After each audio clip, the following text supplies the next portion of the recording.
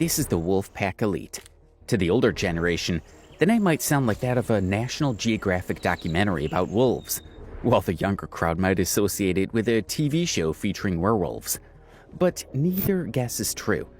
Wolfpack Elite is a TikTok group that originated in Pennsylvania, United States. Some describe them as cringy, others as completely dangerous. By the end of this video, you'll have the chance to form your own opinion. I can't hear what you said. Then you decided it goes slow. Touching, isn't it? That's his sister, by the way. Or not. We'll find out. To avoid any confusion as we move forward, it would be helpful for you to become familiar with the members of this hideous gang. Here you can see we've got 4 members of the Wolfpack Elite gang. Tara Colgan, his sister, is there in the bottom left, known as the beta of the group. Jeffrey Beatty is up top on the right, who also goes by David Paul Russell II. He's the alpha, the leader. Next to him on the top left is Eric Nobleform, who they call Delta. And then on the bottom right, there's Allie Beatty, Jeffrey's wife, who they refer to as the den mother or baby husky. Jeffrey, the alpha, started his own YouTube channel on April 3rd, 2012. The first couple of videos he posted were Lego stop-motion pieces. Pretty standard fare for early YouTube. Nothing too flashy, but a normal start to what would become part of their larger online presence. A few years later, in 2016, he uploaded his first challenging video where he bravely drank something spiked with a Carolina Reaper. Carolina Reaper drink, freshly made.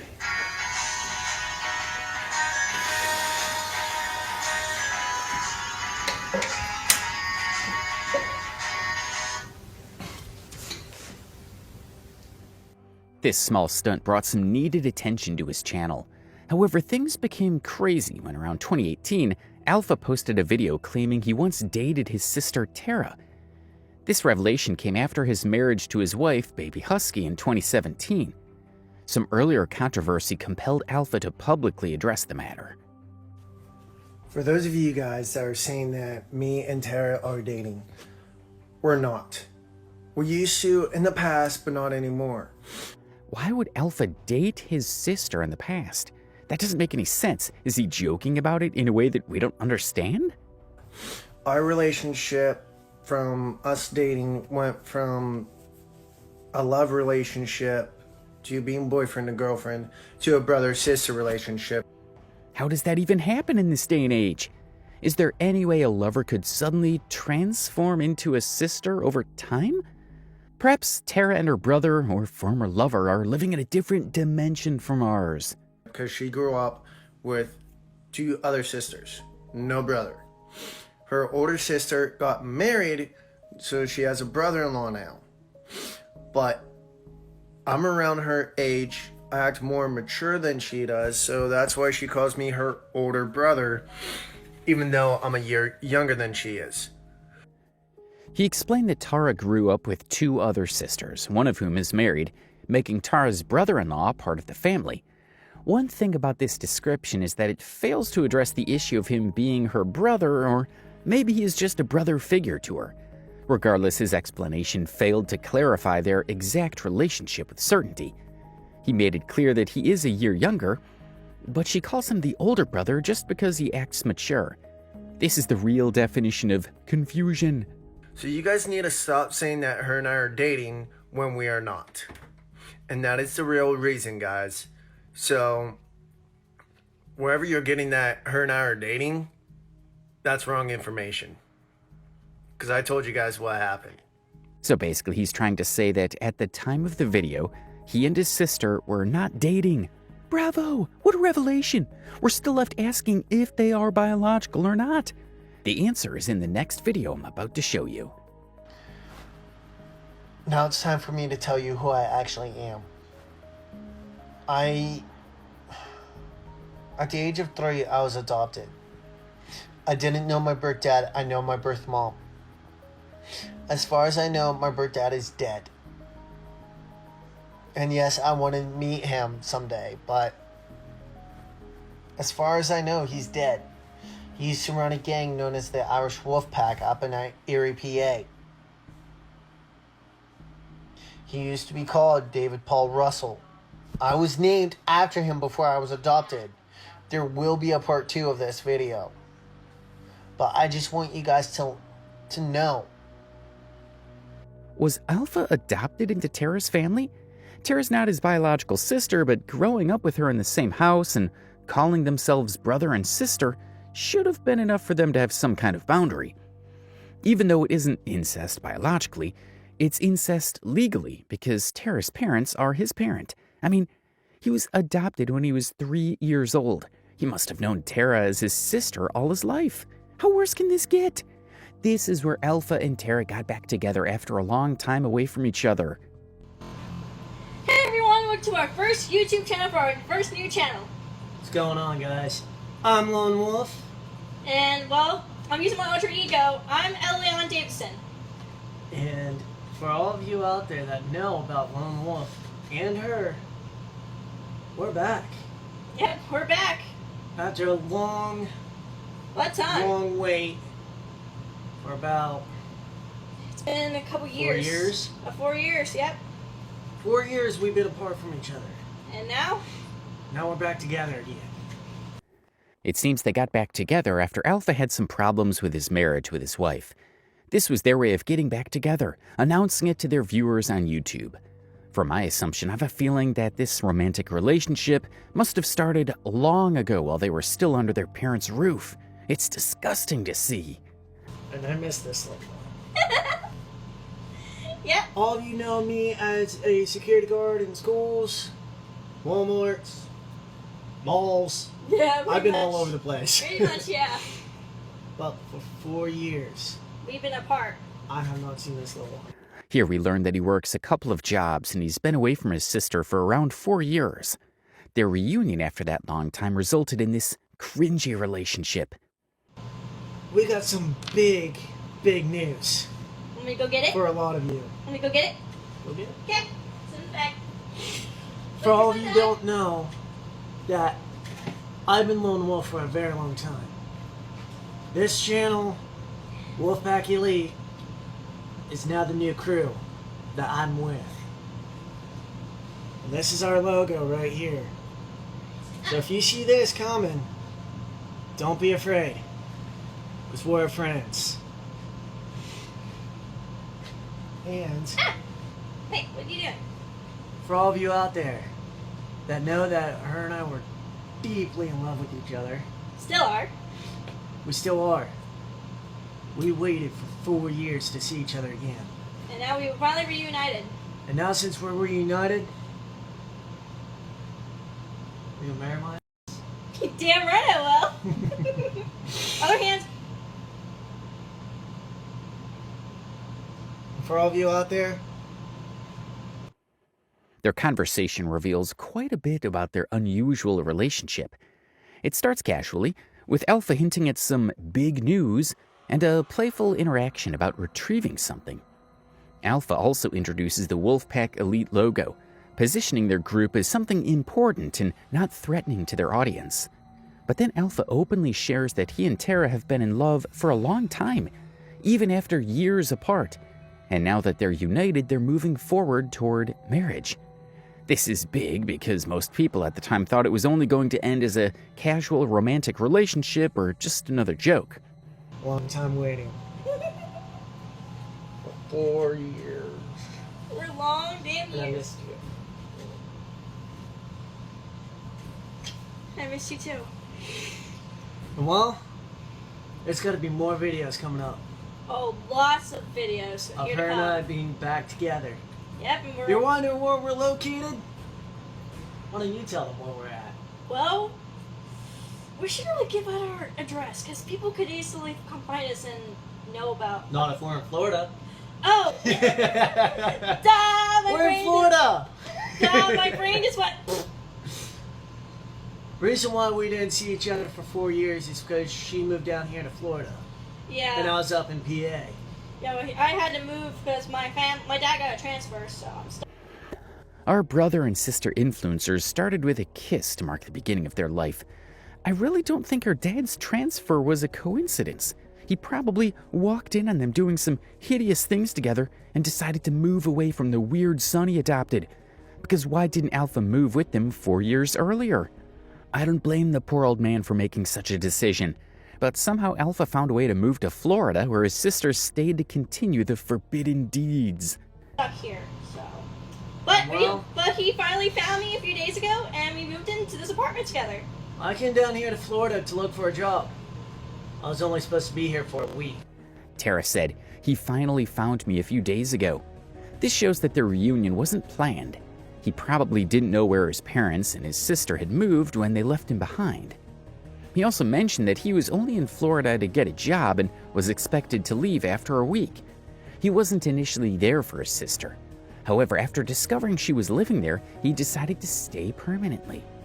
This indicates that he wasn't informed about where they had moved, implying that his adopted family deliberately left without telling him. 4 years earlier, his sister may not have been old enough to question her parents' decisions.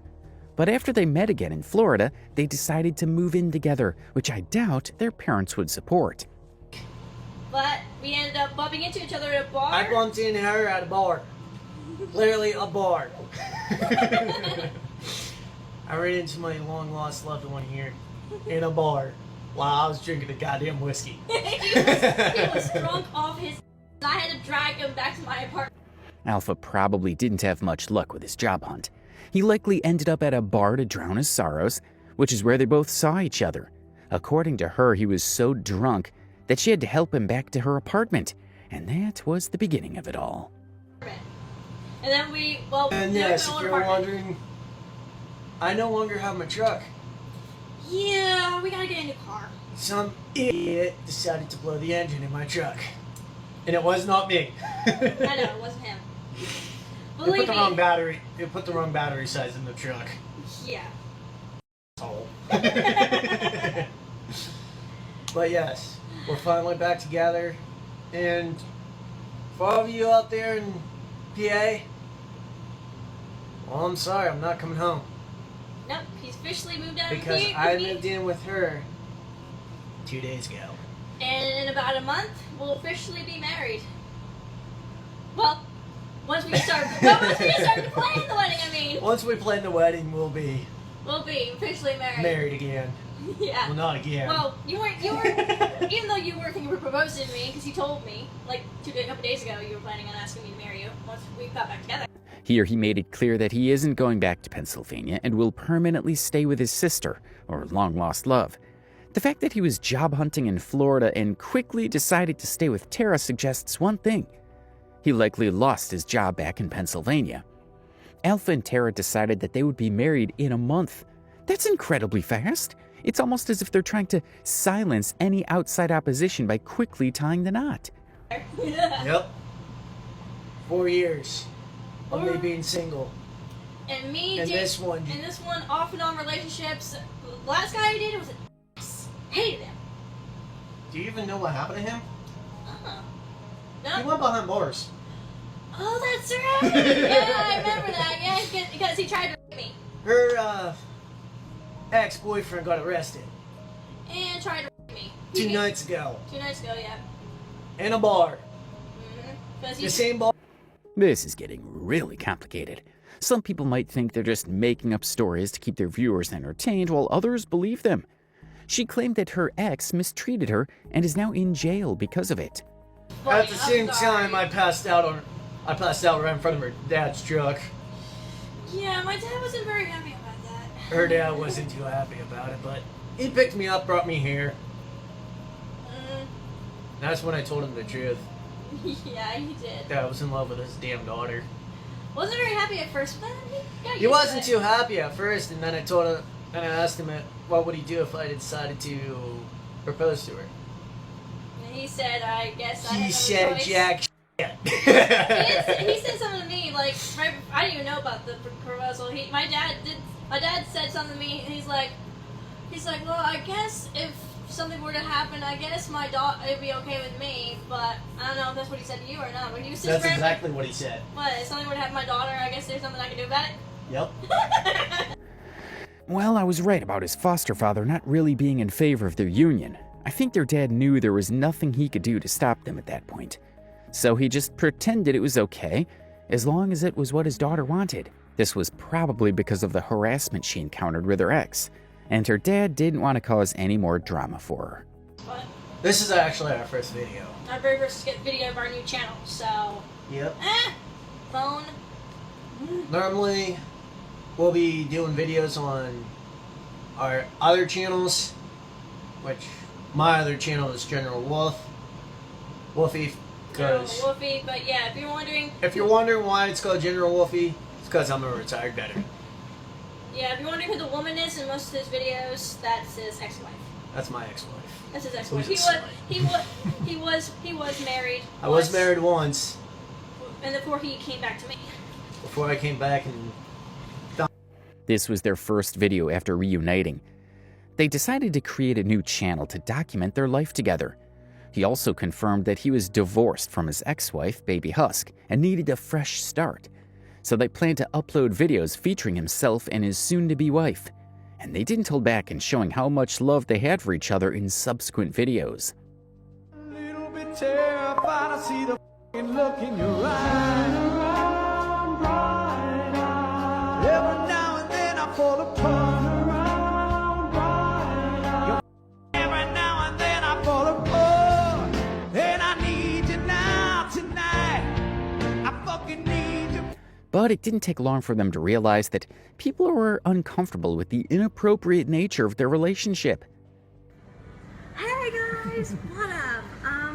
Sorry you guys. We're back. We're back. Sorry. If you guys are wondering where our first video is, if I upload it later, it's because I accidentally had to delete it because of certain reasons. We're not going to explain it on camera. But yeah, Let's just say a few people were not too happy. yeah, let's just say a few people found out about us and they weren't very happy. So They weren't. no. As a result, she had to delete the first video they made, which received a lot of backlash due to their brother-sister relationship and their romantic involvement. Alpha made it clear that a few people were particularly upset about their actions, even though Tara was trying to be cryptic with the way she spoke about the matter. Tara also mentioned that their interaction was a sin, so deep down she knew what they were doing was completely wrong and far from normal. Look, I'm soon to be your wife. Remember? Get used to it. In 3 days. Oh yeah, I forgot to tell you guys. In our last video, like our very first video, he asked. Oh, sorry, I got distracted. Sorry. He asked me to marry him, and I'm not wearing my engagement. Which was like a couple weeks ago. Several months ago. Oh, that was several months ago. Yeah, that video was posted the last several months ago. The reason I haven't posted in a while is because I just haven't had time. But Well, it was posted. Then I had to take it down. I had to take it down for personal reasons. personal reasons, but Despite the backlash, they didn't give up on their wedding plans. In the video we analyzed earlier, they mentioned getting married in a month's time. However, it's been several months since that video, and now they're just 3 days away from their newly scheduled wedding date. They also took down the video, claiming it was for personal reasons, but we all know it was due to the negative reactions from viewers. it's a guy, huh? Yeah, he is. Oh, if you guys are wondering why I seem like I am like all flushed, one, we were at the beach this morning, and plus I've been kind of stressed out because my ex-boyfriend messaged me this morning. From the reaction on her brother's face, he was just hearing the news about the message from his ex. He was more curious at that point than most of the viewers. Let's just say. What? Yeah, my ex-boyfriend messaged me this morning apparently he messaged me from a friend's what? From a friend's what? Oh, a friend's phone. Apparently he's in jail right now, and he messaged me from a friend's phone. He said he and I need to have a talk. That means I have to go down to the jail next week. I don't want to talk to him. It's his fault. He's the one who drugged me. So. Wait, he's not supposed to have any contact with you. Yeah, well, he found some way. Clearly, Alpha isn't finding the situation entirely amusing, even though he's trying to keep a smile on his face. His position's being threatened. Her ex is most likely trying to reach out to her, hoping she will drop the charges. If not, he could end up in prison for a very long time. If you're wondering why we had to take the personal reason was there were some haters to the video. And that knows the two of us, and they never really wanted us to get together in the first place. So. Well, too bad. Suck it up. Deal with Because it. we're getting there.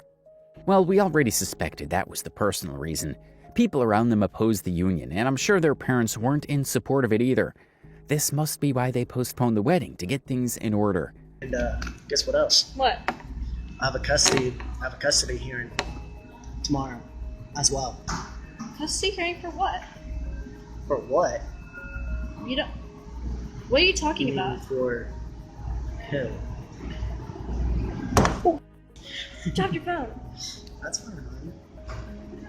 When were you telling me you had a kid? You didn't tell me you had a daughter?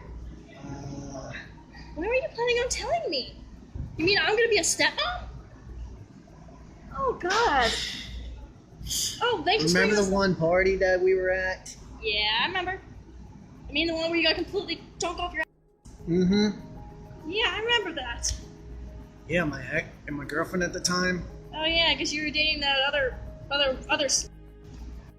In the second part of the video, Alpha reveals that he has a daughter and is in the middle of a custody battle with his ex-girlfriend. It's surprising that such an important detail, already having a child, hasn't been discussed between two adults who are about to get married in just a few days. Perhaps they need more time to get to know each other instead of rushing to tie the knot. And Tara seems very upset about it. Remember last week when I went to the doctor? Because I wouldn't stop throwing up? Surprise! God fucking dude. That's what you get for not wearing last week when you were drunk. So, you're welcome. Next time, wear a Well, it won't be a next time. What do you mean? Oh yeah, where were we married? Duh. In the same video, Tara made a shocking revelation, openly admitting that they had been intimate and mentioned that she kept throwing up, hinting at the possibility of being pregnant. She suggested that next time he should wear a condom. This confirms directly from them that they have been intimate. Alpha responded by saying that there won't be a next time because they're getting married. But yeah, surprise! Daddy. I kind of knew. How did you know? I didn't even tell you. Next time, throw your test away in the dumpster. Oops. You weren't supposed to see that till after the wedding. I was planning on actually telling you at our wedding, our reception. I was actually planning on telling you in front of my parents. I was seriously going to tell you because I was going to sneak it in my back pocket of my dress. I was going to pull it out and say, "Oh, one more thing, guys. By the way, he's going to be a daddy." By the way. The adopted son and his sister are officially expecting a child together. How does that sound to you? What more surprises do they have for us? Eventually, the wedding happened and they lived fine together ever since. They kept on uploading videos together on the channel, updating their viewers on the happenings in their lives. Many of you might be curious about Alpha's ex-wife, Baby Husky. We haven't discussed her much, other than mentioning their marriage in 2017. In a video released a few months after his wedding to his sister in 2018, Alpha opened up about his relationship with his ex-wife in early 2019. What up, guys? It's General Wolfie here. Today's Valentine's Day, so I have an update and something I would like to say to a very beautiful girl. 2 years ago, in 2016, I found a girl named Allie, my wife, who's been on my channel, who is known as Baby Husky. I met her in 2016 at a college, known as Hiram G. Ambers in Jonestown. Ever since then, I fell in love with her. I'm not sure how his wife or sister would react to him calling his ex-wife a very beautiful girl on the internet.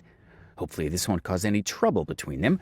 The video started with him professing how he loved his ex-wife, Baby Husky. While he might be honest in his approach to storytelling, I'm not sure it casts him in a good light as a married man. April 22nd, 2016. I stopped smoking. I stopped chewing, all because of her. Ever since then, her and I have been dating. He was very precise with the dates, and even claimed that he quit smoking because of his ex-wife.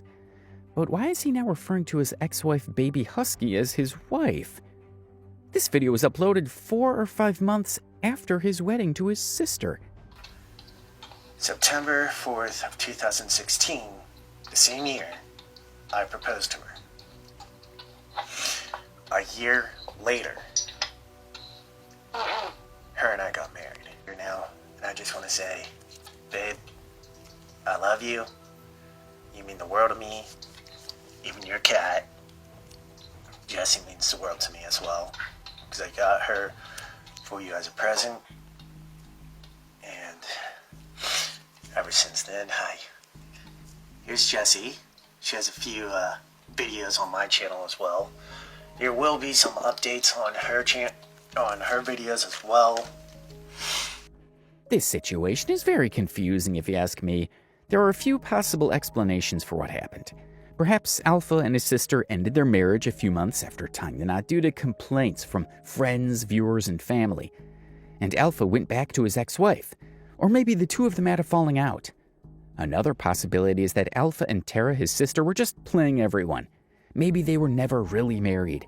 Maybe they were never what they claimed to be. They could have been playing to the gallery to appease their viewers and boost engagement. But one thing is certain, this whole matter doesn't add up. But for my wife, I love you. And for the updates, I'm going to be creating a new channel called the Wolfpack Elite. On there will be me, Baby Husky, Tara, and her boyfriend. It's a crew channel. I'm the alpha, and enhance the Wolfpack ring. From what he just said, it's clear that Alpha and Tara, his sister, ain't romantically involved anymore. In fact, he claimed that the new channel he'll be creating will have Tara and her boyfriend as part of the gang he calls the Wolfpack Elite. After saying all of this, he went back to showering love to his wife. And all I want to say is that, hon, thanks for being part of my life. You changed who I was to who I am now. He keeps talking about how much he loves his wife at every opportunity he gets. This sounds like a deliberate attempt to divert people's attention away from the incestuous tendencies they've pushed on their channel for a long time. Is he really back with his first wife? Or is this just another show for his viewers? Perhaps we can get these answers from his sister. Not long after he posted the video expressing how his wife changed his life and how much he loves her, Alpha's sister Tara posted a response video addressing his comments. Hey guys, it's CocoLover8895 here. This video is about my big brother Jeff. What can I say? He's a great guy. He's very protective of me. He likes to make sure nothing bad happens to me. He's stubborn. He's a hothead. You definitely tell me and him are siblings because we're both hot-headed and we're both stubborn. We're both Irish, so... First off, she deliberately started by calling Alpha her big brother Jeff. To me, this seems like a calculated attempt to shift the narrative from baby, lover, or husband to my big brother. She also tries to depict him as a typical heroic older brother who protects her from the evils of the world. What I think is this: most people might dismiss Alpha and Tara as foolish, possibly because of their appearance or behavior. However, I believe they're actually quite smart about what they do and how they subtly influence their viewers' perceptions. It's all about engagement and the likes and heated comments they can generate for their next month's paycheck. He is my best friend. He's always been there for me, just like my honey is. She also made sure to portray her brother as her best friend, claiming that he's always there for her just like her honey is, referring to her boyfriend. That's an attempt to distinguish between the presence of a brotherly or friendly figure and a romantic figure in her life, whom she refers to as her honey. His love for Allie is eternal, which makes me feel so happy that he found someone who makes him happy. And that is like the best feeling in the world for me, is knowing my brother is well taken care of, is loved, and is respected. And that makes me feel so good and happy. Just like my brother knows I'm well taken care of and happy and respected. Then she shifted her focus to her brother Alpha, claiming that he is eternally in love with his wife, Baby Husky, or Allie. She is deliberately drawing clear lines and stating the new dynamics. The mainstream media isn't doing any worse than this. But yeah, my brother is the head crew member of our crew, the Wolfpack Elite. He's awesome. He's organized. He keeps all of us in line. Sorry, my voice is starting to crack out a little bit.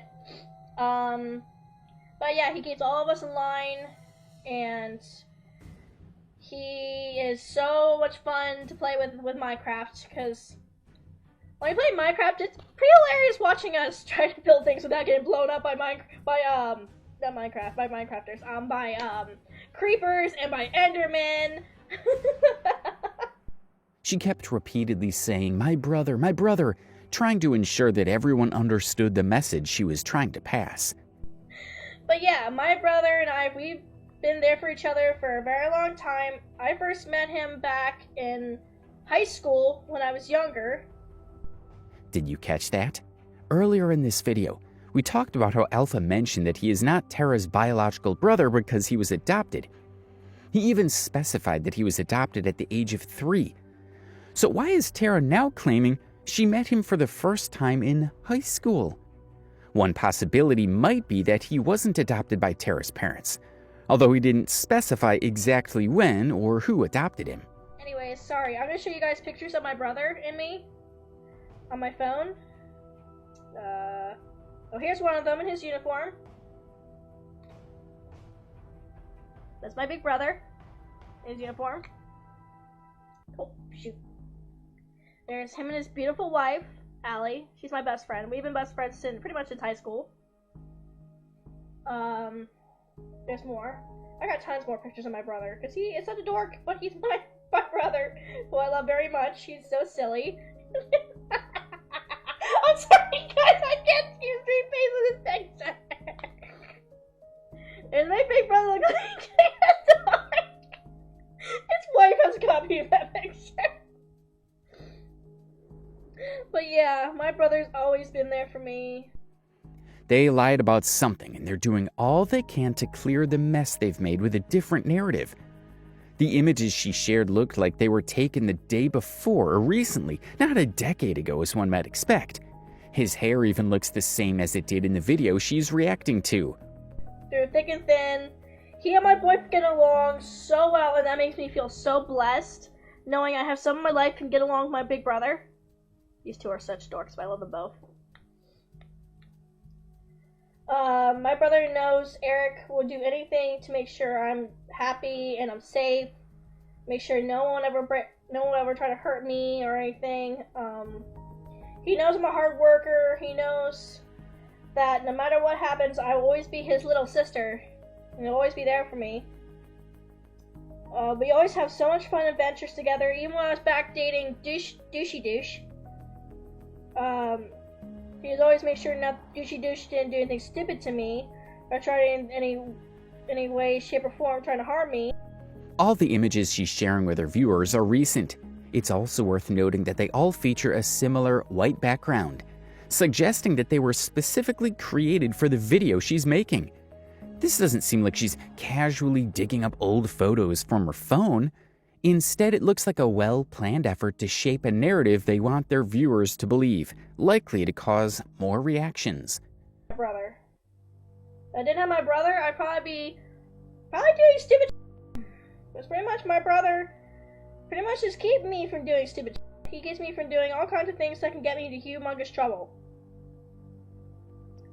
But yeah, he's just, what could I say? He's a great brother. Brother this, brother that. Give me a break. After this, Alpha reacted to her video. What's up, YouTube? It's General Wolfie. This video is dedicated to my friend Tara Colgan, who's a really close friend of mine. She's my beta. She's my second in command of the Wolfpack Elite. Future video of that coming up. It'll probably be next up coming. It'll be the crew update and what's going on that channel. His response was typical and expected, continuing to promote the narrative of being just a sister or friend. However, despite their efforts, the videos they posted afterward only worsened their situation. There's Kai right there. She's at the door with her twin. That looks like her twin sister. Jesus. They're the same height. I can't tell which one's apart. Also in this video, Alpha seems to find it hard to distinguish between his sister and his wife, calling them twins. This is a very telling situation. A so-called sister and ex-lover living together with her supposed brother and ex-boyfriend in the same house, claiming to be a pack of wolves. Isn't that amazing? With that, in March 2019, Alpha posted a video on the Wolfpack Elite channel. What's going on, guys? General Wolfie here. Behind me is... Hi. What's your username? Coca Lover 8895. Yeah. And also, Tara Eric Love. Come check us out. In her second channel that she just mentioned. It's late at night. I got home from work. But here we see the so-called brother and sister, who are also ex-lovers, on the same bed late at night. How is this healthy? How can a married man, for that matter, be so comfortable with his ex in his matrimonial home late at night and alone? Work. And I'm watching Musaji. Right there. My TV. That's behind me. And my friend. He knew he was in a compromising position with Tara, so he made sure to remind his viewers that she was his friend. Cat. And just to give you guys a little heads up. What's up with Delta? My honey. Yeah, there's Delta, which is her husband, who is not here right now. He's somewhere else. Just to give you guys a little heads up, the Wolfpack Elite channel is still in the process of being worked on for YouTube. The Facebook page is up and running, so keep an eye on that to see when we're going to be uploading videos. Yes, Tara's husband or boyfriend Delta wasn't with them, and it's interesting that they wanted their viewers to know that. Alpha also mentioned that he was waiting for some equipment before launching his channel. At that point, he has their Wolfpack Elite Facebook page open for anyone who wants to join them. Since the Wolfpack Elite channel was set up and their TikTok channel was ready for uploads, trolls on TikTok have been making fun of Alpha, and he always falls for it, reacting like a little child who is provoked. Listen up, people. I am seriously getting sick and tired of this bull. You guys calling me gay? I ain't gay. I'm married to a... Like many influencers on TikTok who are quickly provoked, trolls accused him of being gay, and his response was very harsh. He was not amused by the trolls and took no enjoyment in their comments. Now shut the up and listen well. Whatever the you guys are doing to us ends now. Because my crew and I are getting literally sick and tired of dealing with that on a daily basis. I am an alpha, I am a ginger, we can clearly be alphas. So those of you saying that gingers are not alphas, you are lying. Because we can be alphas. We all have different rules. Different paths, different rules. So I suggest you all shut up and let my pack be the way they are. We are not changing anything. The trolls also tried to undermine his authority as the alpha of the Wolfpack Elite by claiming that gingers can't be alphas. He attempted to argue his case, trying to force them to understand why he could be an alpha regardless of his hair color. The comment about being gay escalated, with trolls mocking Alpha about wearing dresses. This didn't sit well with him, and he responded angrily to his critics. This response was heavily criticized by viewers, prompting his wife to personally appeal to his followers for understanding. She describes him as a mentally challenged person who struggled with various issues, portraying him as a good person affected by difficult circumstances. Knock it off! Because the comments about dresses are getting old! I am really, really sorry the way he acted. He has bipolar, and you guys, I do get that. But with the dress thing, can you guys please just stop doing it? Even after his threatening message to the trolls, they continued to provoke him, knowing he would react angrily. But in this video, the issue is around alien existence. I looked it up. They are not real. Do not with the wolf. You need to stop these videos right now. I had it. Stop the videos, or I will report your account again and again and again. Stop it now. After his wife's defense, Alpha came forward to address some of the issues surrounding him, particularly the criticism he received for making derogatory comments about people living with disabilities. I am not making myself a target. I don't know, dude, what your problem is with me, but I would never target any crippled or anyone with special needs. I have ADHD. I know what they go through.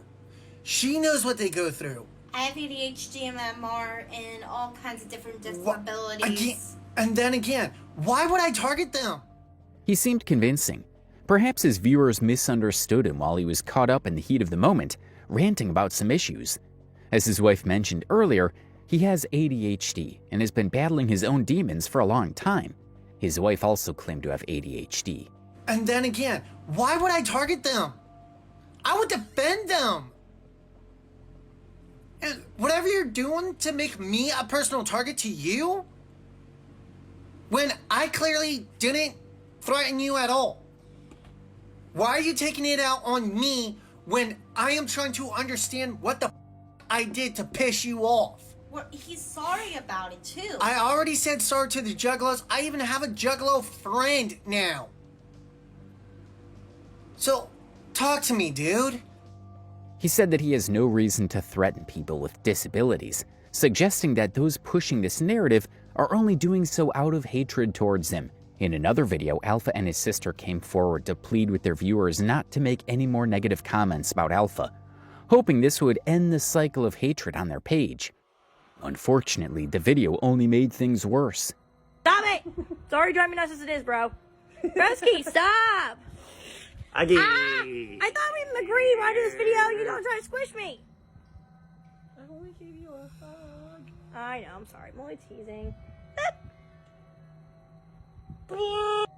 At the beginning of the video, we can see Alpha attempting to touch and hug his sister, behavior that they were comfortable with months earlier when they claimed to be dating and eventually got married. What stands out in this part of the video is Tara mentioning that she thought they had agreed not to be touchy with each other on camera. This suggests that off camera, it's normal for them to touch each other inappropriately. This is a married man and his sister, who's in a relationship with her boyfriend Delta. Clearly, the recent brother-sister narrative was just a ruse or a distraction to keep the critics at bay. They are definitely doing something behind the scenes. But yeah, anyways. Also, I've been on his channel lately, and I've been noticing all the negative comments you guys have been leaving on his channel. I don't appreciate... Guys, I'm just gonna say this once. Only nice comments. I'm not dealing with negativity on my channel. Even after the warning from his sister, he continued hugging her on camera. While he was trying to plead, Alpha cut her off and authoritatively demanded nice comments from his audience, which isn't the recommended way to interact or appeal to trolls on TikTok. Yeah, can you guys just lower the negative comments down and stop being such buttholes lately? Stay off. Hi, bro. Ow! Just had to. I know. But yeah, I got a yes, we couldn't find stud earrings for him, so he's gonna be wearing dangles to work. Sorry, First bro. time. First time in a long time he's going back to work. Till the end of the video, he kept touching his sister. At the end of the clip, Alpha started making some movements that were totally inappropriate. I hope it's not what I'm thinking. At one point, Beta, also known as Tara, Alpha's sister, had to address the incest allegations on her page when commenters persistently brought up the topic. Seriously! I don't like my brother like that! I love my fiance Eric! He's the only one who has my heart! What part of I'm not engaged or anything to my brother, who's Jeffrey? My brother Jeff is married to Allie. So you guys need to seriously just stop. For God's sake, I don't know how many times do I have to explain myself. I am engaged to Eric Nabaform, who I love and freaking adore more than anything else in this entire world. I would never, ever cheat on him. He is the love of my life and my best friend and my true love. So you guys seriously need to knock it off. Stop being such idiotic people. Perhaps the pressure from trolls on Alpha might have subsided over time, but his own words continually landed him in trouble. In 2022, he caused an online war with Juggalo fans. Juggalos are enthusiasts of the hip-hop group Insane Clown Posse, known for their face paint and a subculture of inclusivity and support amongst its members. Really? First off, you making fun of the way I sound. Secondly, telling me to shut the f up. Bring it! Because I am not scared of you. I joined the Juggalos. It started with some Juggalo fans making fun of Alpha's voice. He got angry and lashed out at all of them, claiming he wasn't afraid of them. In subsequent videos, he continued to aggressively confront these fans. Who are saying that the Juggalos are not a gang when you're in the Juggalos. Get it through your skulls, you are a gang! Because I am getting sick and tired of looking at my comments, of you guys saying that I am not a Wolfpack member. And that I don't know how to spell Juggalo correctly when you are a gang! In this video, likely due to how the fans organized themselves to attack Alpha, he ended up labeling them as a gang, a mistake he would later regret. Among the other attacks these fans launched at him were claims that he is not a true Wolfpack member, doesn't fit the role of a pack, or looks too degenerate to be a leader. The videos blew up in popularity and garnered a lot of attention. With that attention came scrutiny. The backlash was so intense that he had to release another video retracting his previous statements and loudly asserting that they were not as he had initially claimed. Get off it! For those of you who are Juggalos, I already admitted in 2 previous videos I was sorry. Now you guys that are Juggalos are going after my wife. Telling my wife that you have hers and my Facebooks being watched. Whether the claims he made about being threatened by the Juggalos are true remains unconfirmed. He might have made them to gain sympathy from viewers. However, if the threats were real, they could have prompted his change of heart about labeling the group as a gang. Given his persistent, aggressive response, you can see why the fans are still trolling him. Get off it! Because I do not appreciate you doing this to me. I already admitted I am sorry twice in 2 previous videos before I cleaned out. Get off my back because I accidentally called you guys a gang. I am done stressing out about this. I know Juggalos are a family. I've seen ICP. Get off my back. I had a very stressful night at work. So I am begging you, Juggalos, to just forgive me already. He claimed he accidentally called them a gang, even though we all know he repeatedly referred to them as such in several videos. His apology or appeal to these fans doesn't seem genuine, but rather appears to be a tactic to gain more views and sympathy from some gullible viewers. And I'm sure his plea for forgiveness was carefully declined. Because online trolls and critics continue to increase every day. His page, despite having thousands of followers, was filled with negative fans who were just waiting for him to post a video so they could continue attacking him. On one occasion, he had to make an appeal and seek more sympathy from his fans by sharing a sad story about his life. The real Jeffrey B. Do not tell me to act my age. When I had a brother that served Operation Iraqi Freedom from 2005 to 2015, almost losing his to do a car bombing in Iraq. In the video, he addressed a particular commenter who told him to act his age. With his ego bruised, Alpha went on an emotional tangent, talking about how his brother served in the US military for more than a decade in Iran. However, this was about his brother, not really about Alpha. What message was he trying to convey to his viewers by bringing this up? You low-life second. And if you are wondering if I'm drunk, I am, but I am home. So off and stop threatening my life. It's ridiculous for him to claim that the commenter shouldn't criticize his age because they don't know him personally. After all, he didn't share anything relevant about himself to justify this claim. Instead, he only mentioned that his brother had been in Iran for a long time and had endured a lot during the war. Do not tell me to act my age when you motherfuckers are only 17 years old. I will whip your ass into shape. Do not come after me and tell me to act my age when you know about me. He ended the rant by pouring insults at his critics and told them to back off, though we all know they won't. Critics love it when creators like Alpha lose their minds and rant, and they will continue to provoke him. If he were more mature, he might understand this fact and try to control his anger in public. But there's something most people don't know about Alpha. Could he be joking about this? There's a little information about the Wolfpack. We're demon hunters, but some of us have been dealing with demons for a long time, and some of them... In this video, he claimed that he and his pack have been demon hunters for some time. This means that they have, in one way or another, been in situations where they've gone out to hunt demons. Some of us are new to the job.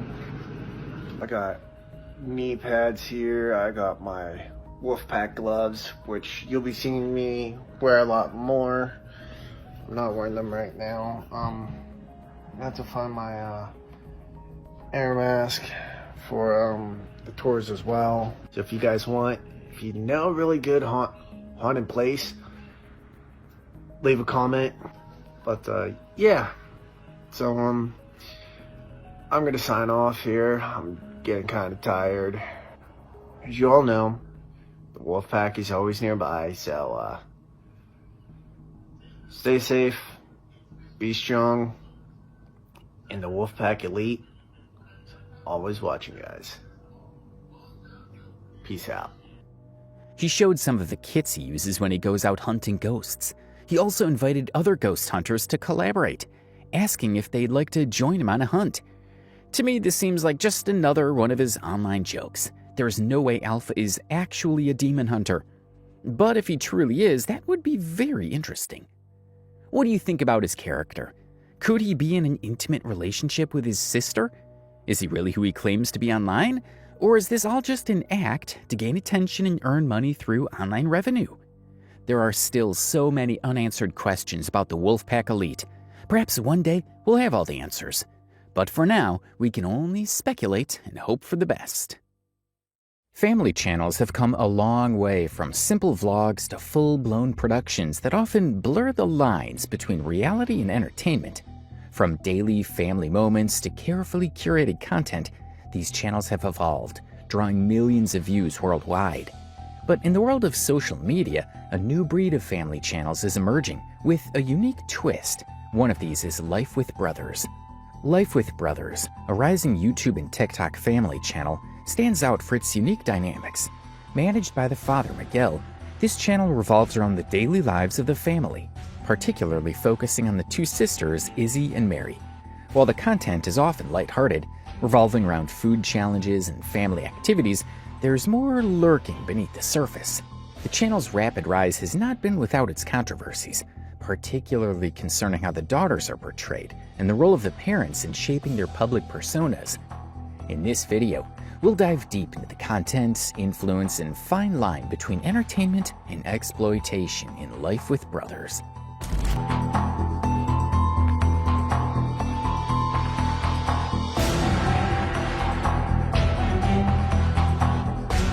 One of the most curious aspects of Life with Brothers is its name. Despite the title suggesting that the family will primarily focus on the brothers, the reality is quite different. The channel predominantly features the two daughters, Izzy and Mary, with the brothers making only occasional appearances, if at all. This discrepancy raises an interesting question: why the name channel Life with Brothers if the brothers themselves are not the central figures in the content. There are a few potential reasons behind this unusual naming choice. One theory is that the title is an attempt to attract a broader audience by evoking a sense of inclusivity. By naming the channel after the brothers, even though they aren't the primary focus, the creators may be trying to create an impression of a more balanced family dynamic, something that could make the channel feel more relatable or authentic to a wider range of viewers. It's also possible that the name serves as a catchy and memorable branding tool, helping the channel stand out among the multitude of family vloggers. The brother element could subconsciously suggest a more fun, chaotic, and relatable family environment, which can appeal to younger audiences. Regardless of the reasoning, the name creates a paradox that might confuse viewers initially, especially those who come expecting to see more of the brothers and less of the sisters. Grab the Dunkin' Donuts. This is a horrible combination. Mixed veggies. Frosted, vanilla frosted. The chocolate bar. Mini glazed. Vanilla with pink and white sprinkles. Pink with pink sprinkles. Chocolate. Chocolate with sprinkles. Apple and banana. Cucumber. Izzy, you're so stupid. This is a cucumber. Avocado. Chocolate with sprinkles. Vanilla. Izzy. Pink with sprinkles. Chocolate with sprinkles. Wait, what? Oh, I didn't say the heart-shaped. Heart-shaped with sprinkles. Broccoli. Mixed veggies. Squash. You picked this up too. Pink with sprinkles. Izzy, look! I missed this! It was under the banana and apple. Whatever. The Life with Brothers channel has become well known for its food challenges, especially one such as the Grab the Food Challenge. In this challenge, both daughters Izzy and Mary are tasked with grabbing various food items as quickly as possible when called out. It's a game of speed, excitement, and chaos, but there's something that stands out about these challenges. Many of them appear to be scripted. One particular moment that stands out is when Izzy seems to grab a food item before it's even called out, hinting at a level of choreography that goes beyond the casual, spontaneous nature that viewers might expect from some challenges. The scene suggests that the food grabs are planned, which takes away from the raw, competitive energy these types of videos typically present. While viewers may enjoy the lighthearted, fast-paced fun, it's clear that the events on screen are less about genuine interaction and more about performing for the camera. This scripted nature becomes a bit more apparent when you start noticing these subtle moments of pre-planning, revealing that the family is not just filming moments of their everyday lives, but constructing them for maximum entertainment value. Izzy! Blue glazed donut. Ow! Broccoli. Diet Dr. Pepper.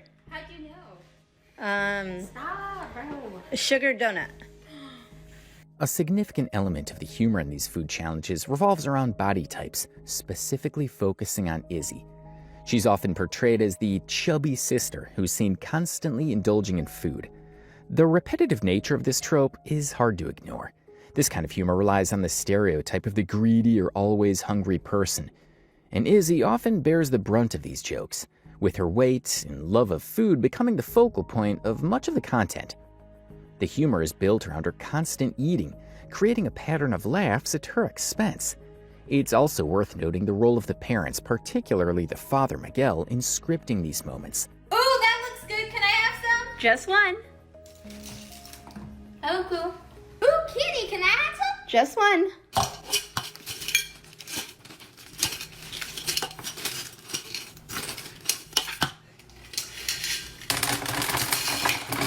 Thank you.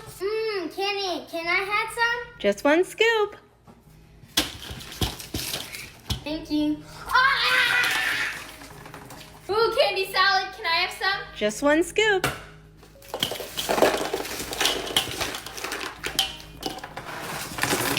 Thank you. Ooh, candy! Just one scoop. As the orchestrator of the channel's content, Miguel seems to encourage this dynamic, presenting it as a form of entertainment. This involves using Izzy's body type for laughs. There's a level of irony here. While the family's creating these moments for entertainment, it's not without its potential downsides. The portrayal of Izzy's weight and appetite might reinforce harmful stereotypes and could have an impact on how viewers perceive body types. The humor, although perhaps innocent in intention, runs the risk of perpetuating negative body image narratives, especially for younger viewers who might see Izzy as a relatable figure, but also feel insecure about their own bodies in the process. Stop taking my chips! Stop taking my chips, okay? Okay. It's important to recognize that the humor and skits we see on the Life with Brothers channel are not spontaneous. Rather, they're largely scripted and directed by the parents, especially the father Miguel. The entire dynamic of the channel seems to revolve around the idea of using the daughters, Izzy and Mary, as central figures of entertainment, often in ways that blur the lines between what's playful and what could be seen as exploitative. While the children are no doubt involved in the content, it's the parents who decide the direction, structure, and tone of the videos. This parental influence is evident in the way the food challenges are framed, the jokes are written, and even the way moments of conflict are staged. It's clear that the parents are playing an active role in shaping their children's public personas, choosing which aspects of their personalities and dynamics are showcased for the audience. The humor often centers around Izzy's body type or her tendency to overeat, reinforcing specific roles within the family and casting the daughters in predefined boxes. The decision to emphasize these aspects is ultimately in the hands of the parents, and it raises questions about the ethical implications of using children in this way for content that primarily benefits the family's public image and revenue. Pineapple upside down cake. Cheesecake. Stop! Is it this one? I don't know. I think it is. Yeah, I think it is pineapple. Hershey's chocolate bar cheesecake. Lemon meringue cheesecake. Hey! You fatty! Celebration cheesecake. Shrimp scampi pasta. Oreo Dream Extreme cheesecake. Get out of here. Lemon raspberry cream cheesecake. Ow! Stop pushing me so hard. Lolicious with strawberries cheesecake. Another aspect of the channel that raises concerns is the frequent bullying-like behavior between Izzy and Mary, which is showcased for laughs. These interactions often include moments of physical altercations, where the sisters are shown pushing, shoving, or even arguing in exaggerated ways for the entertainment of their audience. These moments are played up for humor, but there's an uncomfortable underlying tone of real conflict. Instead of showing genuine sibling rivalry or banter, it often looks like forced drama, encouraged by the parents to generate views. The behavior is encouraged by the parents, particularly in scenes where one sister is shown bullying the other in a physical or verbal way. This isn't just about playful teasing. There are moments that could be perceived as crossing the line into bullying, with the sisters being pushed into these scripted roles where they perform for the camera. The parents, in turn, stand by and seem to approve, even laughing along or prompting the girls to continue. This kind of behavior may not seem harmful on the surface, but for viewers, especially young ones, it might normalize conflict and bullying as a form of entertainment. Additionally, it creates a false sense of what normal sibling interactions look like, potentially influencing other children to replicate these exaggerated, sometimes mean-spirited interactions in their own relationships. One of the more intriguing decisions surrounding this family channel is the way the parents have managed their daughter's online presence, particularly when it comes to social media accounts. For years, Izzy and Mary appeared on various platforms, with their TikTok content being a significant part of their online persona. However, when Izzy and Mary turned 18, they were able to create their own TikTok accounts, allowing them to bypass the platform's restrictions on underage users. Big body arguing up the lanes. Whip so big it's like a plane. Before they reached the legal age to control their own accounts, the parents, especially Miguel, were responsible for managing the content. This also brings an important question about the ethics of parents running their children's social media accounts. While there are certainly some legal loopholes involved, such as parental consent for underage users to participate on TikTok, the reality is that the line between managing content for safety and monetizing their children's lives can be quite blurry. The decision to create individual accounts once the girls were old enough may have been an effort to shift the responsibility and ownership of their social media presence to the daughters. But this transition raises concerns about the long-term effects of such early exposure. There is also the potential concern about how much of Izzy and Mary's early TikTok presence was truly their own decision. If they were being featured on the platform from a very young age, did they have any autonomy over their image or what kind of content was shared? This dilemma is common in family channels, where the children often become celebrities before they're old enough to fully understand the implications of their online presence. Hey guys! Welcome back to our channel. I'm Mary. I'm Izzy. And today we're going to be playing Don't Choose the Wrong Starbucks Drink Slime Challenge. So, Our dad went to Starbucks and picked out so many drinks. Caramel frappuccinos, vanilla beans, strawberry frappuccino, caramel, gingerbread, unicorn, so Peppermint. many different things. So we don't know which is which, and they look identical. Yeah. The long-term impact of growing up in the public eye is something that isn't always considered when children are thrust into the limelight by their parents. For Izzy and Mary, this exposure began at a very young age, roughly at the age of 9, and has continued as they've grown up. The parents have monetized their daughters' lives in various ways, using their image for views, brand deals, and sponsorships across multiple platforms. This constant visibility has both immediate and potential long-term effects on their mental health, identity, and relationships with the public. The primary concern with this level of exposure is the erosion of privacy. Izzy and Mary's lives are no longer their own. They're part of a public spectacle. While many children are given the opportunity to grow up away from the cameras, these two are raised in front of millions of viewers. This can have a profound effect on their sense of self, especially when it comes to navigating the pressures of public opinion.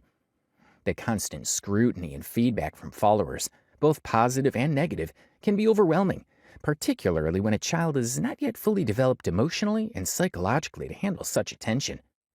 Another significant concern is the potential for exploitation. Since the parents started monetizing the daughters' lives so early, it brings into question whether the children truly understand the full implications of becoming influencers or online personalities at such a young age. This kind of pressure can affect their future relationships, self-worth, and the way they view success. The danger lies in how easy it is to turn children into commodities, with their moments of vulnerability or growth being packaged for public consumption. Ultimately, the long-term consequences of such exposure may not become fully apparent until Izzy and Mary are older, with the possibility of long-term struggles related to their early online presence. The rise of social media influencers, especially those who grow up in the public eye, has led to more conversations about the ethics of child influencer culture and how it might affect their futures. Hey guys! Hey guys! Welcome back to our channel. So today we're going to be trying every single food item on the McDonald's menu. On one occasion, a user comment reads, "Report this to the Department of Child Service. This is exploitation and abuse." In recent years, the focus on body image within social media, particularly family-oriented platforms like YouTube and TikTok, has become a topic of increasing concern. This concern is amplified when content creators lean into body-shaming tropes or exploit weight-related sarcasm for entertainment purposes. In channels such as Life with Brothers, where content surrounding the sisters Izzy and Mary is shared, the portrayal of body image can have a profound impact on viewers, especially young audiences. One particularly harmful aspect is the trend of feeder content, where weight gain is glorified or made into a joke, often in an exploitative and harmful manner. This kind of content raises critical questions about how weight is depicted and the lasting effects it can have on both those featured in the videos and their audience. Feeder content, which centers on the idea of intentionally encouraging excessive eating or weight gain, is a particularly harmful subset of media that perpetuates body shaming. In the context of Life with Brothers, Izzy's weight and body image often become central topics, not necessarily by her choosing, but through the content creator's focus on it. The focus on her weight, sometimes exaggerated for comedic effect, risks reinforcing harmful stereotypes about body types. By presenting her weight as something to be laughed at or ridiculed, the content indirectly perpetuates an unrealistic and damaging standard of beauty that's both unattainable and unhealthy for many. I think Izzy is losing weight so she's on a diet.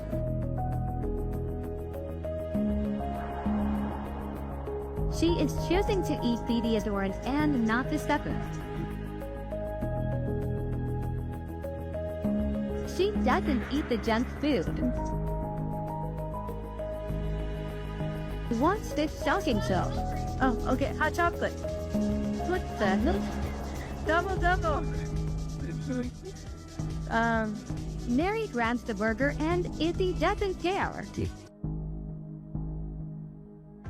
Izzy is starting to work out.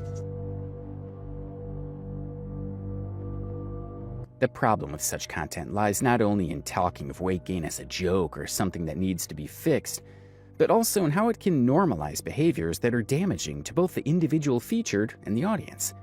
For viewers, especially those who are impressionable or struggling with their own body image, seeing weight gain treated as a punchline or something to be manipulated for views can set a dangerous precedent.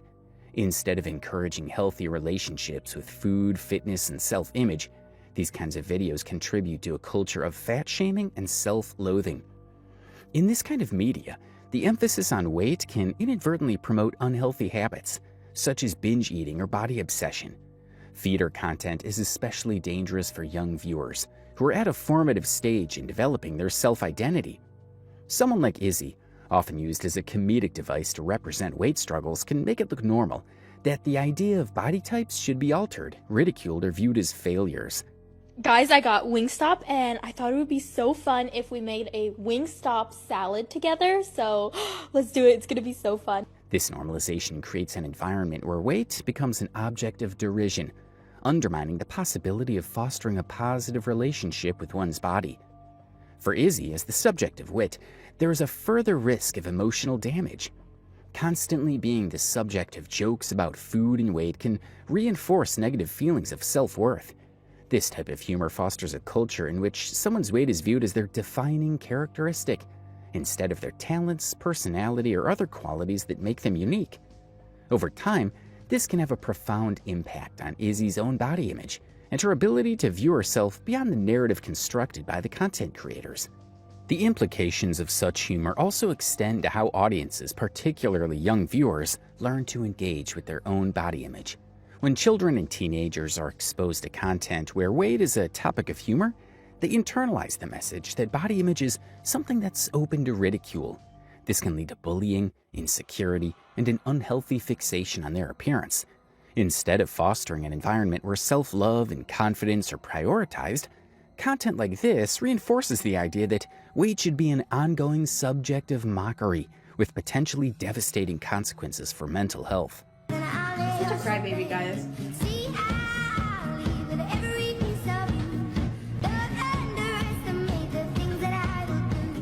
The problem with these forms of exploitation, whether through body-shaming content that plays into weight-related tropes, is that young viewers are particularly vulnerable.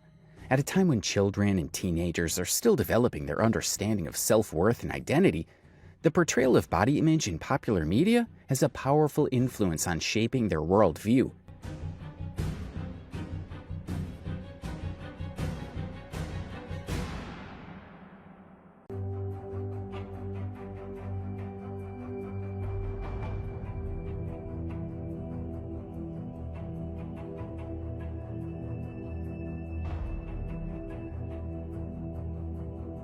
Did you know they have triple cheeseburgers?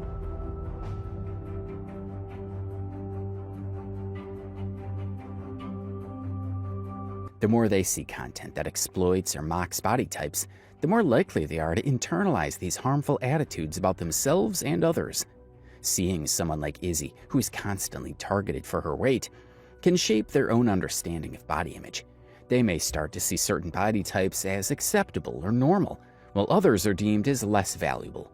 This type of content fosters a climate of comparison, where children may feel pressure to conform to an unrealistic and unattainable ideal. This can lead to feelings of inadequacy, self-doubt, and in extreme cases, contribute to the development of eating disorders. Moreover, the role of influencers in shaping these perceptions cannot be understated. Content creators like those behind Life with Brothers hold significant power over their audience, particularly when their content is marketed to younger viewers. By presenting weight gain or body size as a source of sarcasm, they implicitly encourage their followers to adopt similar attitudes about body image, normalizing the idea that it's acceptable to mock or ridicule others for their personal appearance. We told the waiter to take Izzy's food while she was still eating. This is so good. I'm gonna order it again. Yeah. Is this sauce good? This is so good. This is so good. I'm still eating. No, it's too much already. Come No, on. I'm still Come on, eating. please. You finished already. Come on. No, I'm eating. You have to be done. No. Given the profound effects that content like this can have on young audiences, there's a need for greater responsibility in how body image and weight are depicted in family-oriented platforms. Content creators must recognize that their words or actions have the power to influence the way their audience perceives themselves and the world around them. Moving away from body-shaming tropes and avoiding harmful jokes about weight can help foster a healthier and more inclusive environment. Instead of exploiting weight as a tool for humor, creators should consider using their platform to promote positive body image and self-acceptance.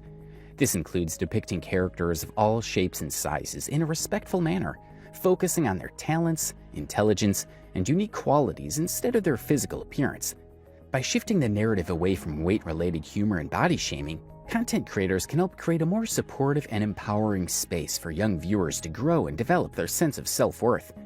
Some fans show concern about her state of being that they even commented under one of her videos, "Why is money more important than their child's health?" In today's digital landscape, TikTok and other social media platforms have become venues for sharing content, but they also serve as breeding grounds for negativity and online bullying. One of the most concerning aspects of this phenomenon is the proliferation of toxic comments targeting individuals based on their body image. In this discussion where Izzy, the younger and bigger sister, is frequently featured, the comments section becomes an area of harassment. The weight-based ridicule directed at Izzy is not just cruel but damaging, and it serves as a reflection of the deep-seated issues surrounding body shaming in modern media. The comments on these videos often target Izzy's weight, with users making snide remarks about her appearance, commenting on her size in a demeaning way, or making jokes about food and eating. These remarks can be both overtly malicious and veiled, but their underlying message remains the same. Body shaming is acceptable, especially if it's aimed at someone who doesn't fit society's narrow beauty standards.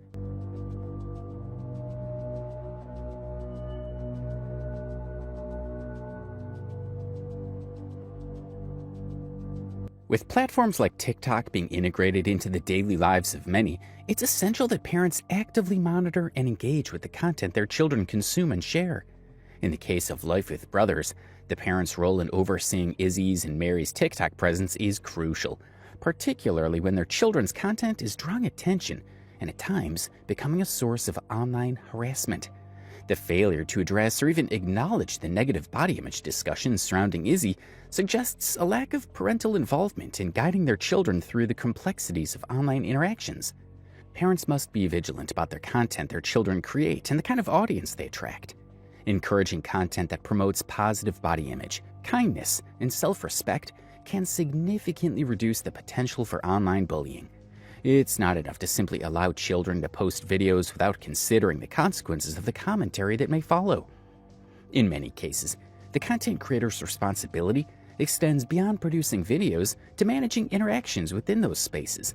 This includes moderating comment sections, blocking harmful users, and educating their children on how to handle online criticism constructively. Similarly, here are some fan comments who somehow stood her ground. "Guys, just because of our body doesn't mean you have to body shame her. How would you feel if you were body shamed? Would you feel happy? No. So stop body shaming and let her fun. She's just a kid, you know. By the way, I love your videos, Life with Brothers. It's super cool and happy." Guys, body shaming is not it. Imagine if you were body shamed. Should you be happy? I suppose not. So stop this. It's not nice. She's just a kid. Let her chase her dreams. If you're nice people, we'll be nice back. P.S. Those burgers look so good. Yum. The emotional and psychological harm that can result from body shaming and online bullying should not be underestimated. and parents must acknowledge the power they have to either mitigate or exacerbate the effects of such negativity. Allowing their children to engage in content that perpetuates negative stereotypes about body image, or failing to address the toxic comments that follow, risks reinforcing damaging views that could shape the children's self-perception for years to come. Instead, parents should foster an environment where body diversity is celebrated, and harmful comments are either addressed directly or filtered out. Parents also have a duty to engage in conversations with their children about the realities of social media, including the fact that online platforms are not always kind or supportive spaces. By fostering open communication and teaching resilience in the face of negativity, parents can better equip their children to navigate online spaces safely and with confidence. It's also important for parents to model positive behavior, showing how to respond to hurtful comments and encouraging self-love and acceptance, promoting positive messages and portraying a range of body types. Doing this in a respectful manner can help young viewers understand the importance of self-acceptance and body positivity. Having taken this into consideration, parents can help prevent lasting harm and ensure that their children grow up with a healthy relationship to their own bodies and the bodies of others. The evolution of family content on platforms like YouTube has sparked significant debate, particularly around the shift from authentic family vlogs to more exploitative content designed to capitalize on views and revenue. As family channels have become a lucrative industry, the line between genuine content and profit-driven exploitation is blurred, often at the cost of the well-being of the children involved. The rise of problematic themes like body shaming, bullying, and exaggeration in family content has led to concerns about how these channels impact both the creators and their audiences. Who screams the best? Izzy? Gabe? Dad?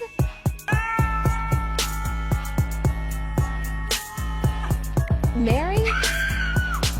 Junior? In the early days of family vlogging, YouTube's family content offered a glimpse into the lives of everyday families. These videos were often centered around daily activities, milestones, and the general joys and challenges of raising children. The focus was on relatability, authenticity, and a sense of family community with viewers. However, as YouTube's algorithm and monetization strategies began to reward content with higher engagement, family channels adapted by producing more exaggerated or controversial content to generate views and increase their revenue streams. Over time, family channels began to move away from the everyday moments and more towards sensationalized content.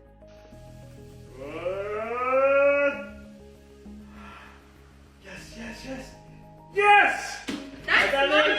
No? You got it there? Salad! Oh! Yeah, Ready? 1, 2, 3. Flavor. Whoa! Got it. Spice bar. Oh! Oh! Oh! Oh! Come on, come on, come on.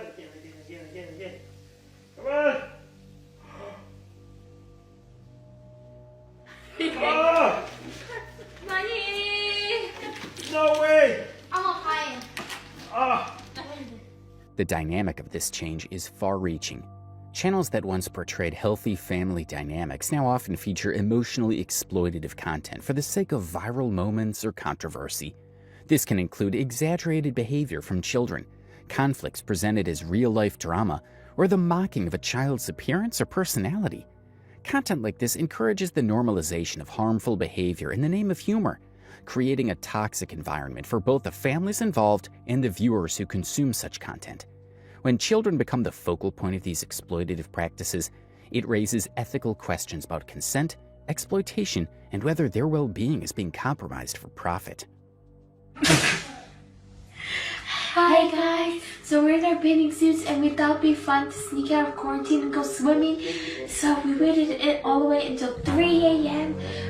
So we don't get caught. So now let's go check if our parents and brothers are sleeping still. We're waiting for everybody to sleep. Yeah, so we don't get caught. So, okay guys, let's go check our brothers are sleeping. As you could see from there, the appeal of watching a family navigate everyday life with all its ups and downs made these channels feel grounded and connected to reality. It wasn't really about creating perfect, curated moments, but about showing real, often imperfect experiences that viewers could relate to.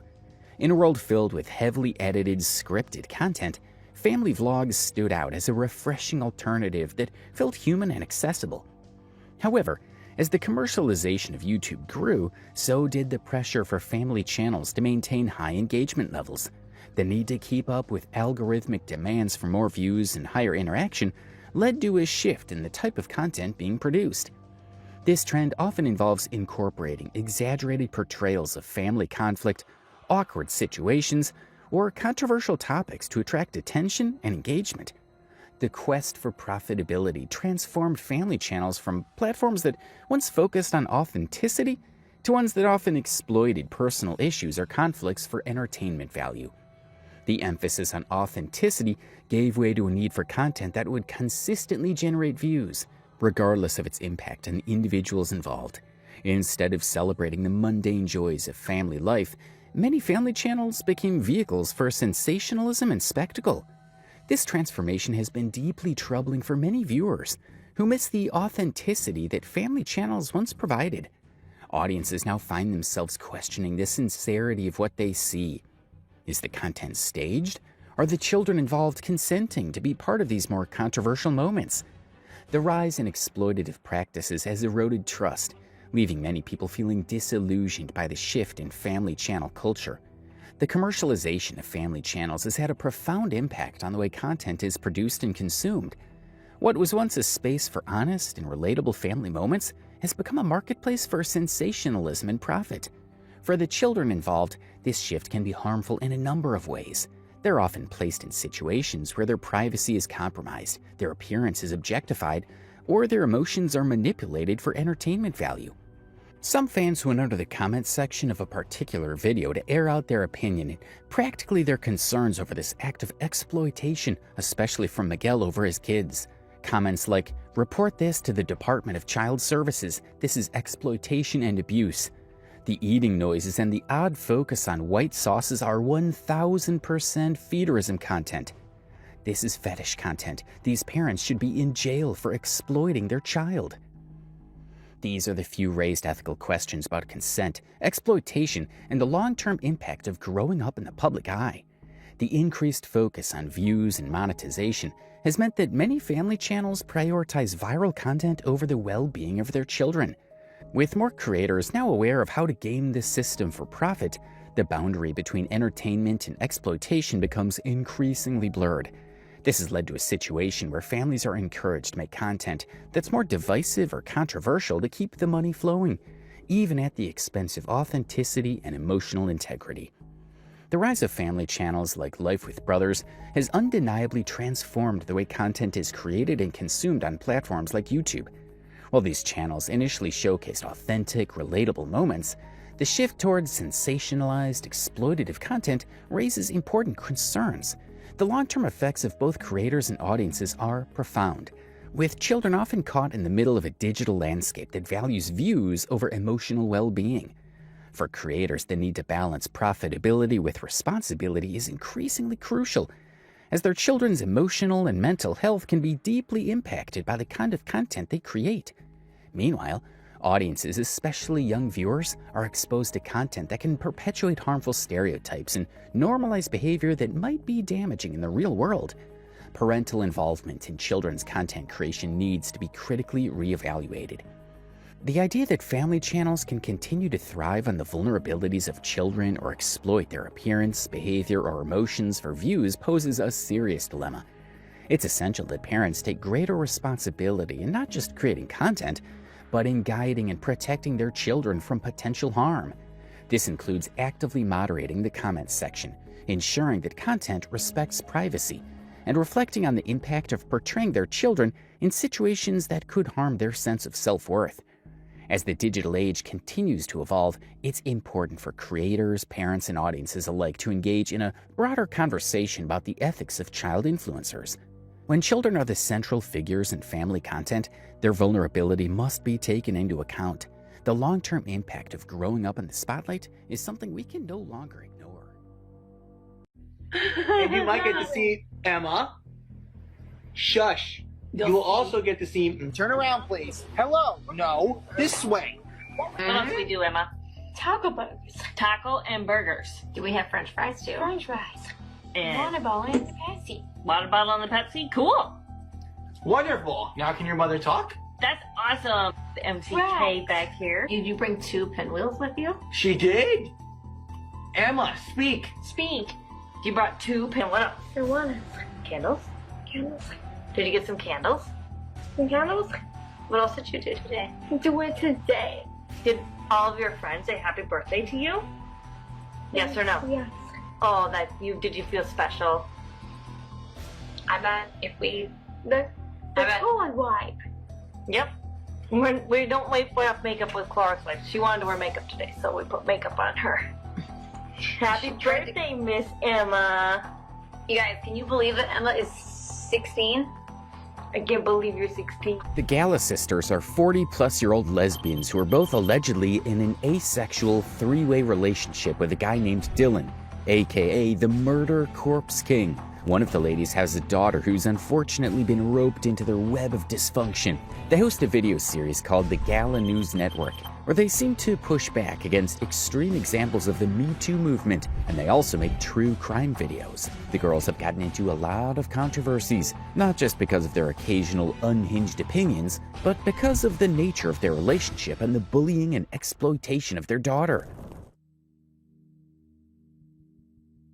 If you've been on the internet for a long time, you begin to feel like you've seen it all. But you really haven't seen it if you've never met the Gala sisters. Rachel and Rhea are Irish twins, as they like to say, because they're born less than 15 months apart. They love that fact about themselves so much that they literally say it every time in the intro of their videos.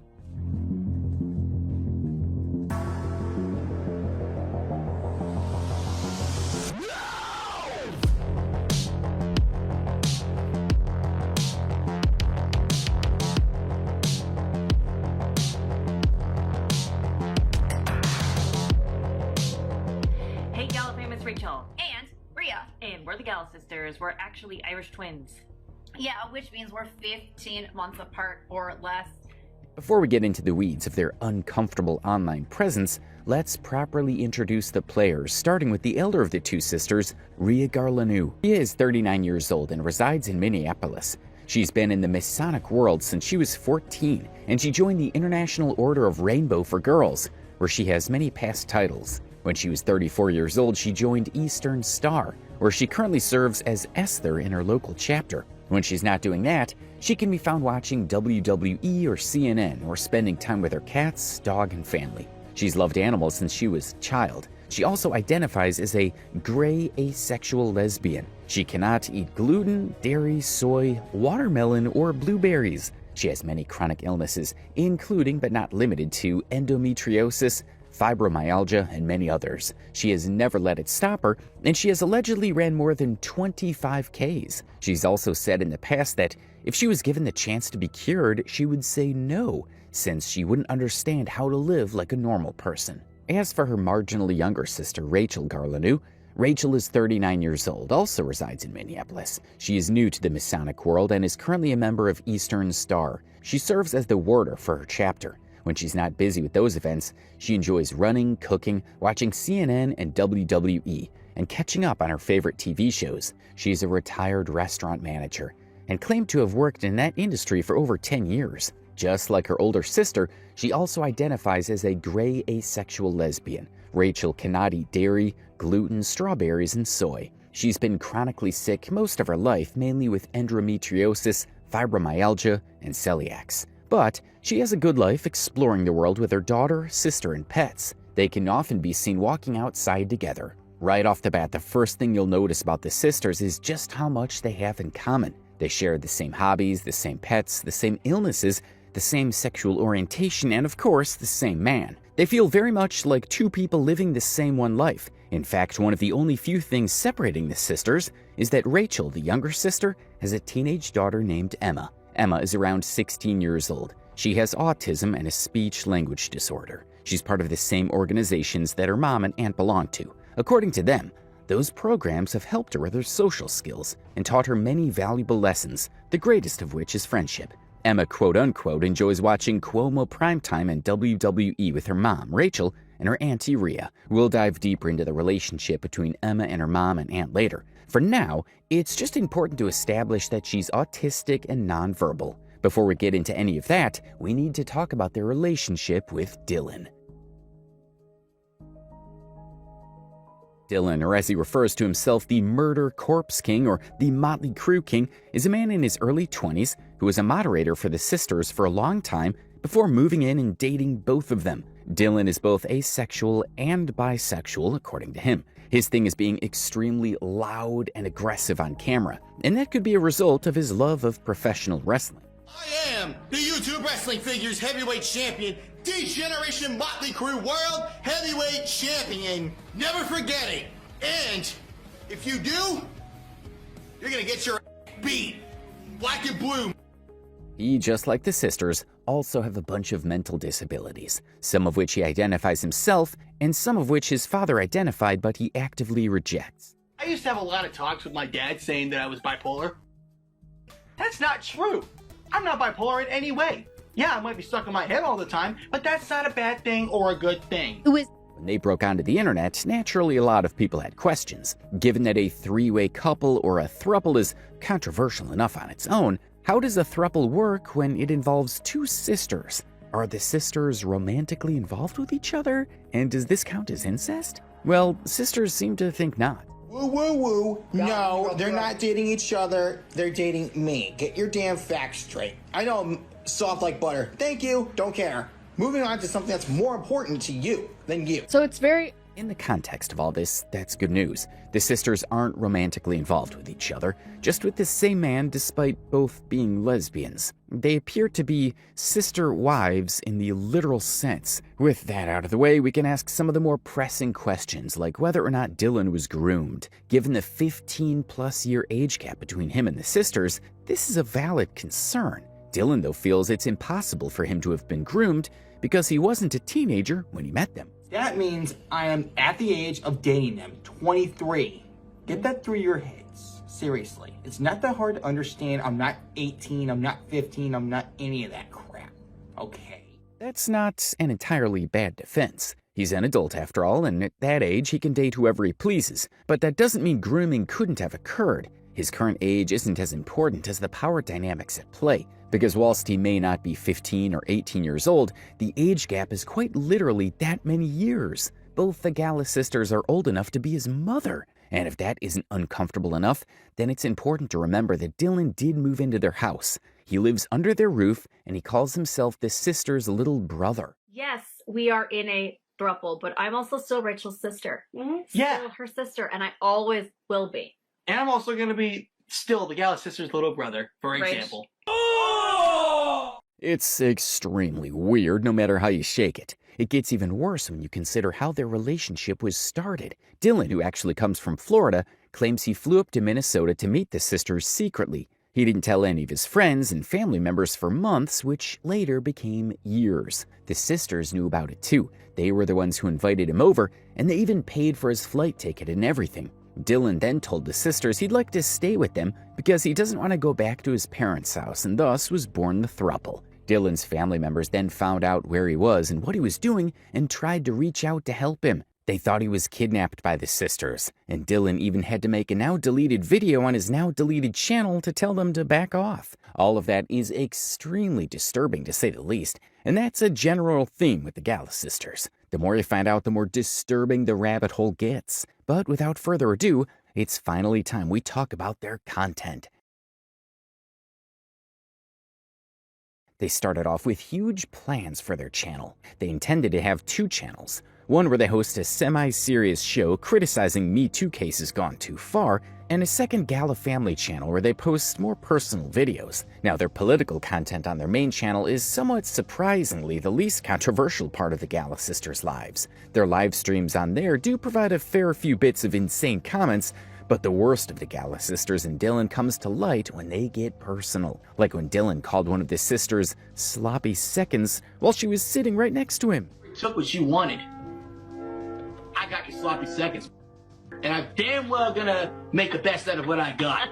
Dylan on a whole is extremely weird in these videos. As well as being unbearably loud, he also just randomly farts or burps whenever he feels like it. He does it on camera in front of his two partners without any sort of apology. Sometimes the sisters will have an uncomfortable look on their faces, but they largely seem to be okay with the behavior and they rarely correct him. The sisters themselves aren't a lot better. They tend to interrupt each other frequently and even tell Dylan to shut up when they're trying to finish a thought. The dynamic they have with Rachel's daughter Emma is even harder to comprehend. As we mentioned before, Emma is extremely autistic and nonverbal. With that in mind, Dylan especially shows no care whatsoever when interacting with her. And you might get to see Emma. Shush. You will also get to see... Turn around, please. Hello. No. This way. What else do we do, Emma? Taco burgers. Taco and burgers. Do we have French fries too? French fries. And Water bottle and the Pepsi. water bottle and the Pepsi? Cool. Wonderful. Now can your mother talk? That's awesome. The MCK back here. Did you bring 2 pinwheels with you? She did? Emma, speak. Speak. You brought 2 pin. What else? Your one. Candles? Candles. Did you get some candles? Some candles?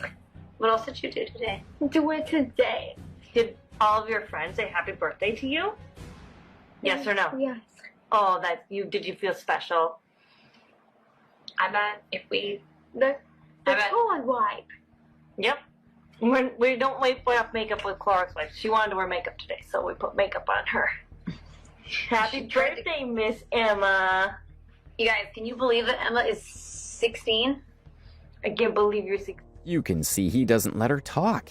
He puts his hands on her and the sisters are clearly uncomfortable with it, but they choose to say and do nothing. On top of that, the tone completely changes when Dylan isn't there. But before we get too far ahead of ourselves, it's important to note that the sisters aren't exactly innocent on this front either. Occasionally, when they're all together, they get too sucked into treating Emma badly. Emma, pay attention. Hello. Look at the camera, please. Thank you. Yeah, pay attention, Em. We're recording. We're working. Yeah, we are. We're working.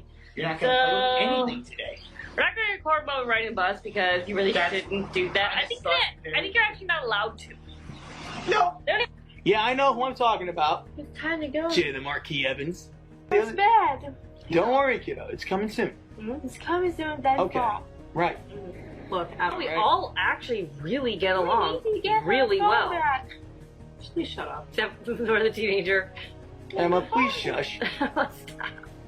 No, and Christmas is all about Giving. giving. This morning, or maybe it was yesterday, I don't remember. This morning. Shh, quiet, let Auntie tell her story. You were playing When You Wish Upon a Star when all this happened. And that was so fitting.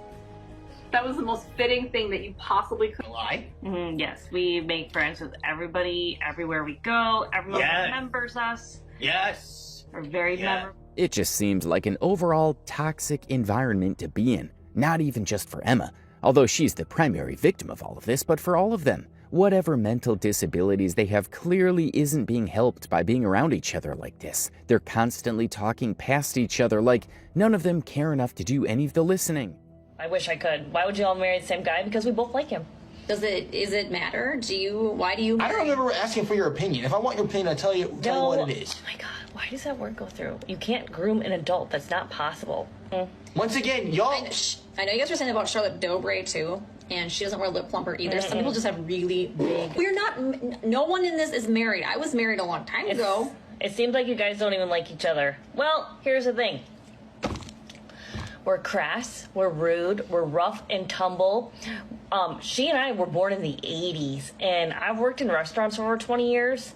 And I was married to a family that was just very rude. That's not good, by and the we way. basically lived off the grid, so we're rough around the edges. One of the reasons why we like him and he likes us is because we are not like, oh, I'm gonna get my tea and I'm gonna drink my tea. My sister, what did we do last night? Okay, and you What's know, a bad Francis and don't get married. 901? Oh, I've why been don't married. you go on? I've been married. I was married for over almost 12 years. Me too. So telling me to not get married is...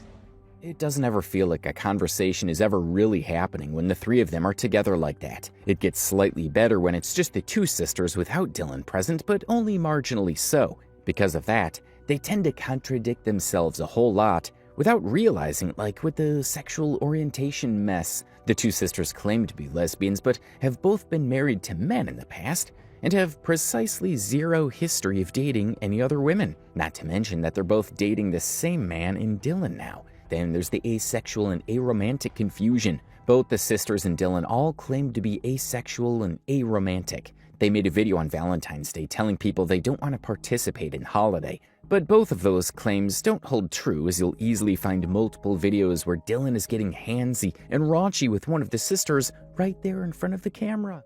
Happy Aromantic Awareness Week! Yeah. Yes, all three of us are aromantic, which means romance is disgusting. Like, I want you guys to think like the ball. Gross. It is so disgusting. Who wants to buy that Hallmark?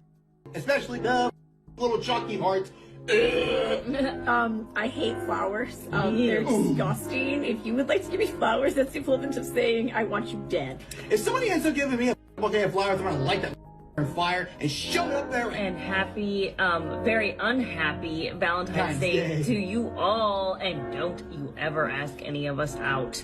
Yeah, because I'm happily taken by these two. In the most platonic best friend way you could possibly think of, and you probably won't understand anyways. Anymore? Are they liking you?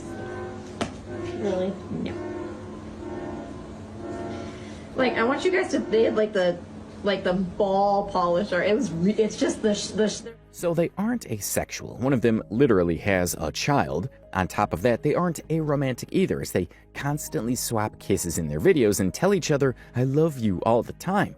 Unless they define romance differently, that certainly is proof of the contrary. The only thing we know for sure is that the ladies are polyamorous. Everything else just seems to be wish fulfillment. Like they want to be lesbians, asexual, and aromantic, but they're not in practice.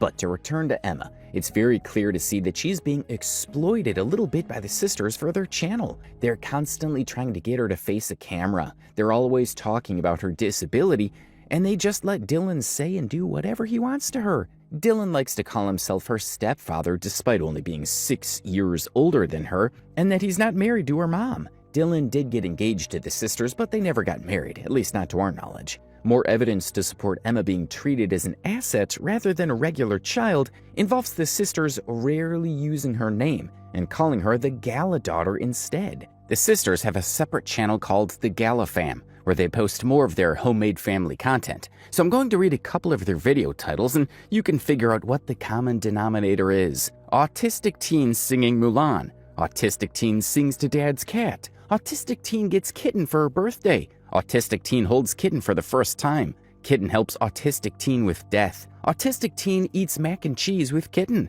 Autistic teen explores antique store, and so on. There are so many videos on this channel titled that way that you'd be forgiven for thinking Emma doesn't have a name. It's obvious why they do it though. They're using their daughter's condition as a hook to leverage pity views from the public. What's even more annoying is that in all of those videos mentioned above, they use her real name Emma in all of them. They then decide to label her autistic teen afterwards because that's going to bring in the views. The videos certainly carry the vibe of them parading the teenage girl like she's an attraction at a circus or a zoo. And that's because these videos are nothing interesting or substantive. They have her doing the most mundane things like eating mac and cheese or petting a cat. This is pretty bad on its own.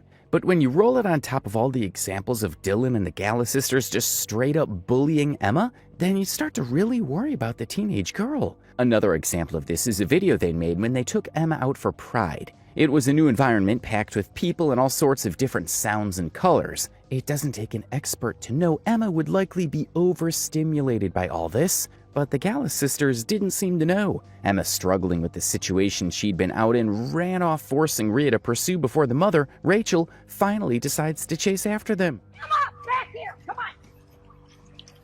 Come on.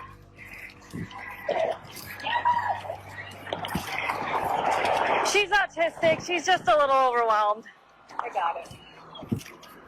Okay, all right. Yep. Just let her sit for a second.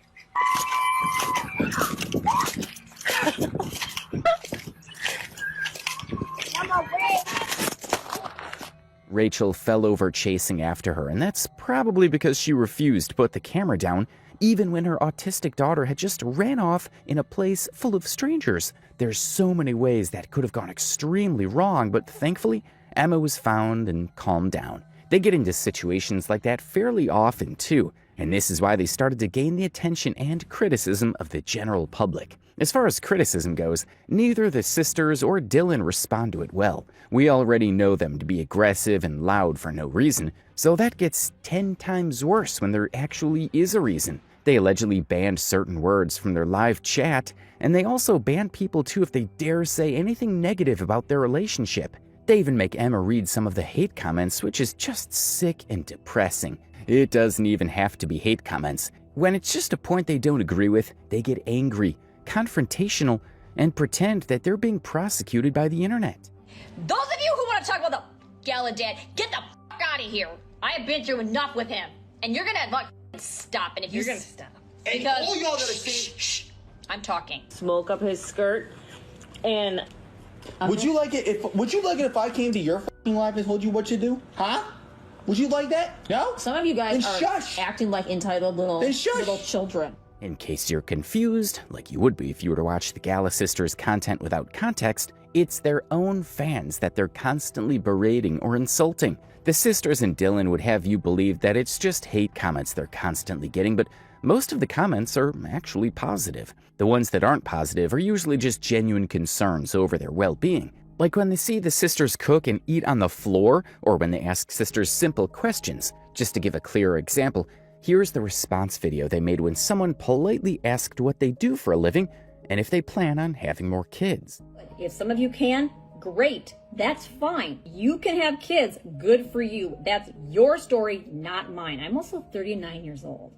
So we will not be having children with the boyfriend that we share. All right, so let's move on to questions that actually matter. Bye. That is a lot of sass for a simple question asked politely. People have theorized that Dylan is the one who's responsible for that, since he's the ultra-aggressive one, and the sisters are generally a lot calmer when he's not in the video. And that theory makes a lot of sense, because Dylan has a history of telling everybody to F off. If we head over to Dylan's personal channel, or at least the only personal channel that hasn't yet been deleted, we'll see countless proof of this. Dylan's channel is called DMC King of the Gala News Network, and it only contains 3 videos. The channel's primary purpose seems to be the multiple amateur YouTube wrestling playlists, and of course the community posts, which is what we'll be looking at. The first post here is from January of 2023, and Dylan says, as of January 5th, 2023, the @Gala News Network and @DMCKing20 are no longer friends with @RaidenKulas. He is a baby bitch that quit YouTube because of change in YouTube terms and conditions. He lost views as he continued to upload videos to his channel, not to mention the fact his co-host Blake snapped on me because he is jealous of myself and my girlfriends. He doesn't have the brain power to operate a YouTube channel or own a business of the magnitude that we have. To be clear, Dylan's channel had only about 200 subscribers, and the Gala News Network had 4,000 subscribers, whilst the channel he's accusing of not knowing how to operate a YouTube channel has over 100,000 subscribers. This is clearly delusion of the highest order. He also claims the co-hosts of the channel, who probably don't even know who he is, are jealous of his relationship with the Gala sisters. This particular brand of delusion isn't an isolated event. He genuinely thinks he's popular and a celebrity. He accuses anybody who criticizes his relationship as being jealous and only doing it for clout. Let's take a look at another example. Here he says, as most of you know, I have added 2 new co-hosts to my team, and if you don't like what they have to say or what they contribute to my show, piss off. Because, well, yes, I moved into their apartment, and quite frankly, it's none of your damn business, because they needed protection. If that offends you all, well, not my problem. FYI, 2 numbskulls that think they run this business, you don't. I'm only going to say this once. This was quickly followed by another post saying, guess what, sheepholes? This needs to come to an end. Leave us alone. I am sick and tired of seeing nothing but dog sh. Stop leaving disgusting comments on my girlfriend's comments section. I am not joking around anymore. This needs to stop now. This is how it goes for Dylan. He says something rude, calls everyone jealous, and then plays the victim when he gets any blowback. when he got into a bit of a controversy for calling himself Emma's daddy, a girl who's only 6 years younger than him and whom he frequently abused verbally. This is what he had to say in response. DMC fam, it has come to my attention that some of you are going after my family and trying to break us up. That's not going to happen, got it? You've gone so far as to go after my daughter. Yeah, I let my girlfriend's kid call me her daddy. If you got a problem with that, I don't care. You don't get a say in my personal life. We have a great relationship and we're happy. I don't judge you, so you don't get to judge me. Also, it's illegal to spread lies about parenting. The first question that came to mind is, what lies? All people said is that he's not the girl's father and that he would make a terrible role model for any child in his current state. And that's not entirely his fault either. He looks like he still needs a father figure in his life and is of course severely unprepared to be one himself. This is another reason why the whole relationship with two 40-year-old women thing is a bad idea. And if he wasn't so angry every time he gets criticized, someone might actually be able to get that through to him. But that's not the case because the angry posts don't stop there. When he fell sick for a while and wasn't appearing in a couple of the sisters' live streams, people began asking questions about what's going on. So he responded with another post saying, "Recently, everyone is weighing in on how I have been feeling. I would like this to be put to a stop right now, because that is really disgusting and disrespectful to some that might not ever feel better that is in the chronic illness community. You are not going to be leaving stupid comments about me in the comments section of my girlfriend's YouTube channel with these stupid remarks. Oh, I hope MCK feels better soon. All three of us have chronic illness that could be harmful to all of us." As you can see, there's a lot to unpack here. Most pressingly, he appears to cite what is clearly a positive message in, "Oh, I hope MCK feels better soon," as an example of sort of abuse he's receiving. It appears confusing at first, but he's quite literally telling people not to wish him well because lots of people in the quote-unquote chronic illness community might not ever get better. If that isn't complaining about nothing, then I don't know what is. The other thing of note in that post is Dylan casually admitting that both he and the Gala sisters frequently fall ill.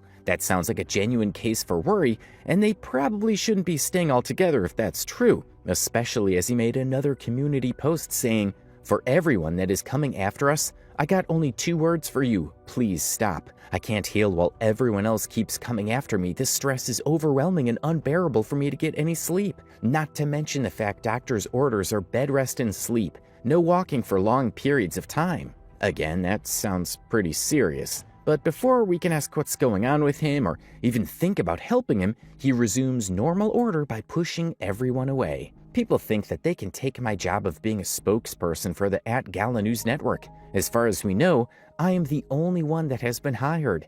Don't pretend to work for my girlfriends. Which was then followed by, "As of recently, I've gotten so many random messages about how I choose to live my life. This needs to be put to an end once and for all. If you have a problem with how I live my life, unfollow me and unfriend me across all social media, and do me a favor and forget that I exist." After reading a couple of these Dylan posts, it's become clear that Dylan himself might need rescuing every bit as much as Emma does. However, that's a matter of opinion, and it might be time to take Dylan's advice and forget that he exists for a while. We need to return to the main culprits of this video, the Gala sisters. Because as we've seen, they tend to respond to criticism very poorly themselves. Around late 2023, when Gala sisters began to go viral for their weird relationship and their bad treatment of Emma, Rachel made a video responding, or rather more accurately, dismissing the allegations. Emma, the Gala daughter's mom, I gave birth to her. And recently it came to my attention that there is a video going around TikTok that says horrible things and makes horrible allegations that are actually really fake. And it's ridiculous. So what this person did, and one of the people that did this, her name is Shoddy, and it's probably a bot account, because there are bot accounts that do this. She took clips of when we were live talking to rude people in our lives, in our live streams, that were harassing us, calling us names, being aggressive, hostile, rude, disgusting, and nasty when we were talking to them. She took clips of that, and she took clips from a TikTok skit that I made with my sister and our boyfriend, our fiance, that we made together, and it was a joke. like we were making fun of ignorant children on the internet who just jump to conclusions. But that's not true. There's no context that justify the clips. Her trying to pass it off as a skit or as an out-of-context statement doesn't work because it's happened on multiple occasions. Despite the sisters having a whole channel dedicated to mocking Me Too extremists, they are very quick to play victims when people criticize them in any way. Their go-to move is to copyright strike any creator who dares to talk about them. They not only copyright strike the creators, but also threaten further litigation if they don't back down despite the videos being fair use. This is probably the reason why most creators don't cover them on their channels. Two creators who have covered them in the past include Steve DeLive and Doxy Carter, who they both have the same experience of being copyright struck. Hey guys, this isn't a video I was expecting to make. Maybe I should have been expecting it, but I woke up this morning to a copyright strike by the Gala sisters. Now, they copyright struck about a minute, and the minute that they're copyright striking, it is fair use. 100% it's fair use. It was also their channel intro that they struck. Very peculiar indeed. You'd think they would have struck the video that they have private now, but no. So this is not a valid copyright strike. I want to start off the video by saying that.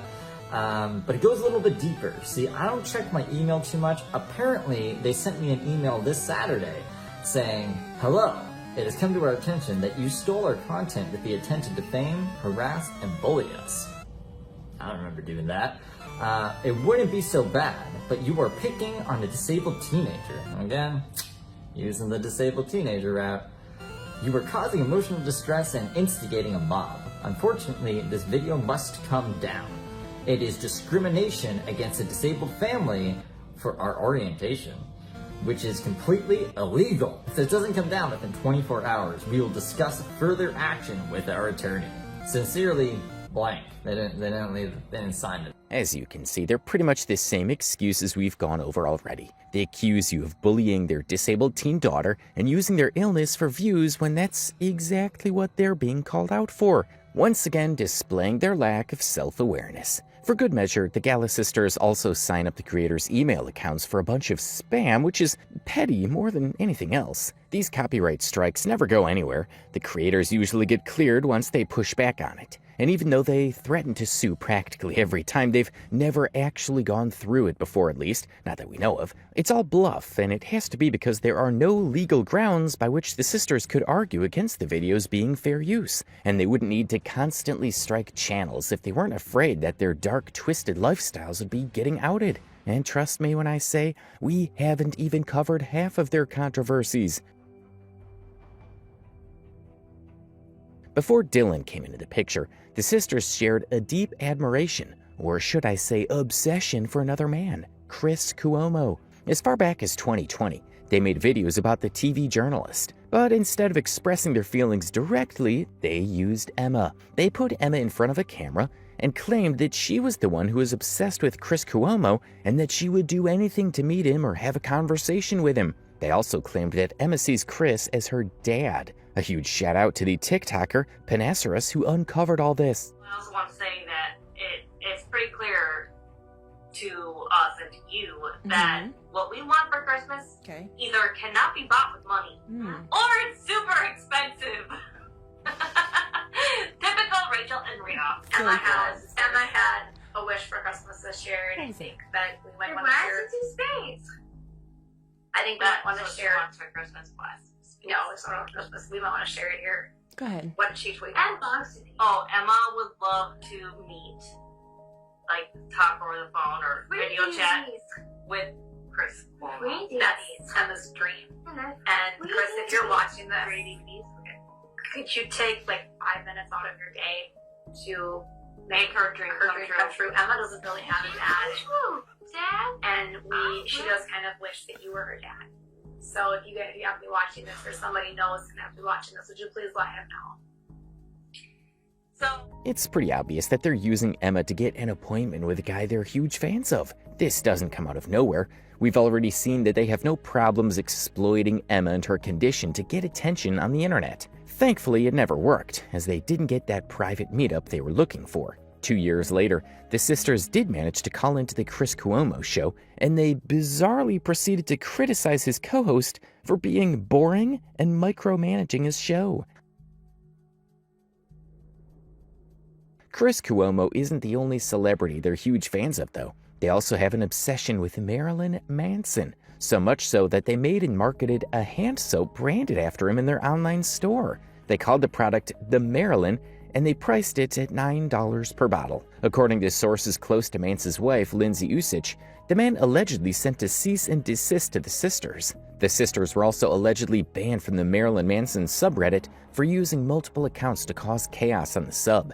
But speaking of their online store, in addition to Marilyn Manson-themed hand soaps, they also sold bath bombs and shower frizzles as well as advertising space on their platforms. To quickly rub through some of the items on the store, you have the toilet bombs for $5, the sink bombs for $4, the Annabelle bath bombs for $5, the Matilda bath bombs for $5, the Shimmer bath bombs for $5, and then you've got the Shimmer, Annabelle, and Matilda shower frizzles for $3.21. Then you've got the advertisement pieces. It costs $5 to advertise on their podcast, $10 to advertise on one article on their website, and $53 to advertise on their YouTube channel. They also tried to sell t-shirts with their dead pets on them, or t-shirts with Emma's face on them, but the shirts were quickly taken down amid backlash from the internet. It's clear at this point that there is no extent to which they won't exploit Emma and her autism in order to make money or draw attention. But with all that said, we haven't touched on the clear worst example of this. In September of 2021, the Gala sisters, or Rachel in particular, started a GoFundMe with the target set at $3,000 for Emma to get a new service dog, because the old one had apparently died. They had this to write on the GoFundMe page. Emma is a 15-year-old autistic girl. Recently, she lost her former service dog, Buzz. Buzz passed away peacefully in his sleep on September 21st, 2021. Emma is very upset her best friend is gone. She does not completely understand where he is, despite our attempts to explain death to her. The school is trying to help too. She is begging for another male black dog that she can name Governor Buzz too. Our little family is unfortunately allergic to most dogs, so we need a hypoallergenic one. Purebred, hypoallergenic dogs are not cheap. Please help us get Emma another dog that can keep her safe and work alongside her. The GoFundMe quickly picked up steam, and they made an update on the page to encourage the donations to keep coming in. Hello everyone, we are almost halfway to funding Emma's second service dog. Thank you so much for your support so far. Emma is very excited for her next service dog. Sadly, we all still miss Buzz. We walked by the dog section at Target yesterday and Emma started crying.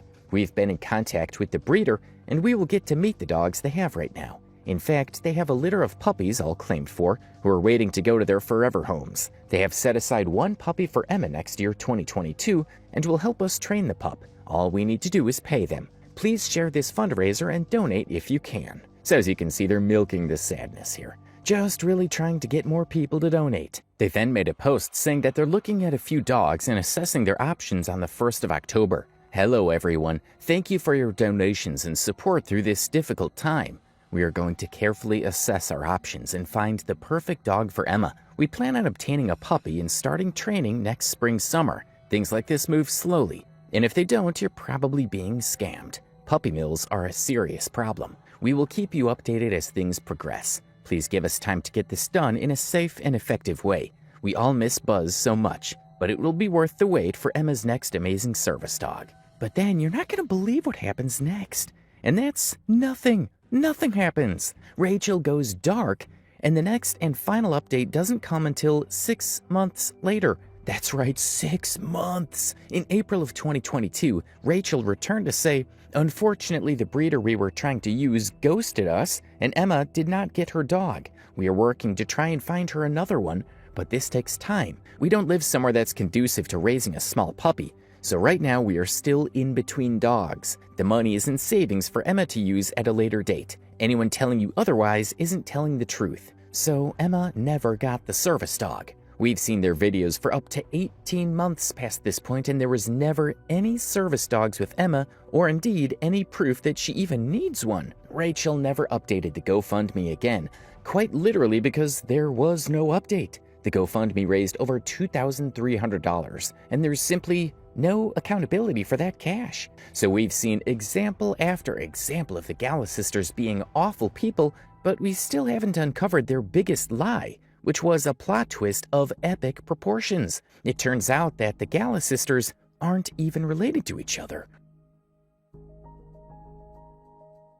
All the information in this section was found out by a TikToker named Penisaurus, who extensively covered the Knot sisters on her channel. She received proof from people who know Rachel and Rhea from their childhood that the two of them aren't actually biological sisters. One of the pieces of evidence she received was an obituary for Rhea's dad, who had just passed. Her dad's name was Galamu, and so both Rhea and her real younger sister were named in the obituary as children. But Rachel was nowhere to be found on it. Turns out Rachel just changed her name after divorcing her husband to Gala instead of her maiden name, and thus was born the Great Delusion, or the Great Lie, depending on how you see the issue. And again, thanks to Penisaurus pointing this out, there's proof of them contradicting themselves on one of their videos. I mean, did you grow up watching Jeopardy? I know I did. Yeah. I mean, we did. Well, we grew up in Well, it's true. I mean, oops, I'm sorry. That was a brain fog moment. But cut that out. But, you know, like, we would watch it. And, you know, our dad watched it. Yeah. And our dad watches Jeopardy. He really enjoyed it. And, you know... Did you catch that? In the middle of the conversation, Rhea tried to make a point by asking Rachel if she watched a particular show growing up, forgetting for a brief moment their fake reality, which implies that they grew up in the same house and thus would have watched the same thing. You even hear Rachel saying she should cut that part out when she edits the video, and they just forgot to do it. Suddenly, a lot of things start to make sense. The reason why they're both so comfortable dating the same man is because they're actually just close friends who see themselves as sisters, rather than actual biological sisters. That's not to say their relationship with the same man isn't weird as it is, but it's a lot less inexplicable than before. This next part is just wild speculation and a matter of opinion, but it also explains why they get so edgy whenever anybody makes a video about them. With a little investigation, anybody could easily find out that they're liars on top of being sensationalist weirdos who leverage their disabled daughter at any opportunity they get to better their own lives. Ever since all this information came to light in late 2023, the Gala sisters have been in full retreat. They worked to slowly scrub their social media. They deleted their entire TikTok account, their Instagram, their second YouTube channel, Dylan's second YouTube channel, and even certain videos on their main channel. They haven't uploaded any content in about a year now, and the only place where they're still semi-active is on their Twitter account. Although they may not be going live or making videos at the moment, they're still up to their old antics of playing the victim on Twitter. They had tweets responding to claims that they're Karens for running away from the internet. They also had tweets claiming that they're discriminated against when they're delivering food, which seems to be their full-time job now. At the end of the day, most of the Gala Not Really Sisters content is just cringe, unnecessary lies that they told for attention, and people would care a lot less if not for the countless examples of their teenage daughter Emma being exploited, verbally maltreated, and exposed to a toxic environment. And that's all for now. On TikTok, content lives and dies by quirks, charisma, and a healthy dose of controversy. And no one juggles all three quite like Tamara, with a height that seems to stretch and shrink at will. 6 feet in one video, POV, you are a girl over 6 feet tall in Japan. 6'2" in another, 6'3" in a different one. You said it again to my face. What did you say about my brother? That's not a trait, it's my brother. And a casual 7 feet when the mood strikes. Marie's knack for growing to fit the narrative has made her a spectacle you can't look away from. Marie and her family have created a whole brand based on a rather dubious lie: their heights. With claims of being the tallest family on TikTok, she's built an empire on her alleged altitude. Her videos are packed with exaggerated height comparisons, tales of towering over peers, and the constant hassle of how unbearably tall life can be. Admirable, right? Except, the more you watch, the more you notice something doesn't quite measure up. Literally. From videos where her height changes like the weather, to strategic camera angles and a suspicious love for platform shoes, Marie's claims stretch further than a pair of high-waisted jeans. 6'2" and never had a problem with door frames. I don't know what to tell you, but I do. And this is a standard size door frame, and prove it to you. So the average American door frame is right around 6'8", and I'm actually 7 foot tall. And let's not forget the rest of the Tamara clan. Her mom and brothers have fully embraced the act.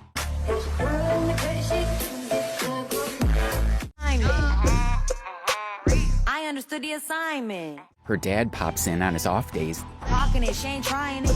He keep calling me crime. And even Grandma joins the "we're so tall" charade whenever they swing by for a visit. Hi, Mom. Hi, I'm Grandma, and I'm the tallest and the prettiest. But are they truly towering titans or just masters of the TikTok illusion? Evil Empire, laughing all the way to the bank.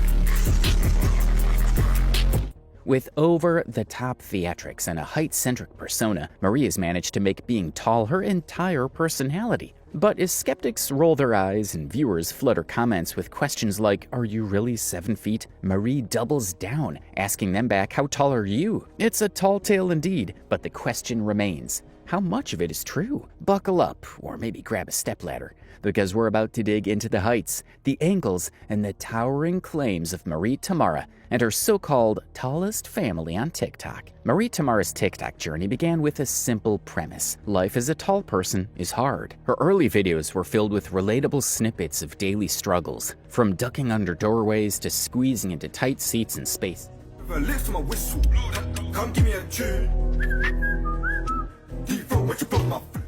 Says he wants to see other people.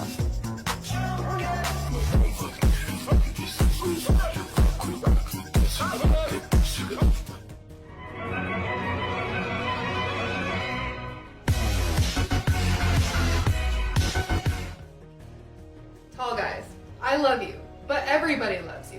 Every day's a good day to be a tall guy. Why can't we give the short kings one thing? We can give them a spring. It's okay. They can have a short king spring.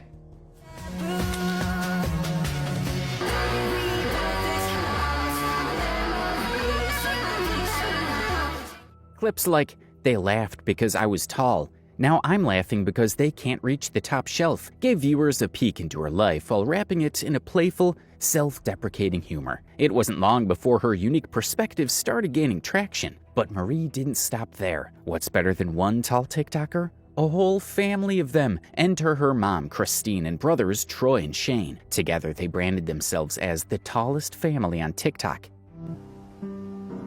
If me and my gang pull up, boy, you better get to running. We on your ass. Ain't nobody playing. If you with the bat, you getting decapitated. Their content shifted from solo struggles to family escapades, highlighting their collective height as both a challenge and a superpower. Whether it was ducking under door frames as a group or comparing hand sizes in exaggerated slow motion, their videos crafted a cohesive narrative of a family united by their towering statures.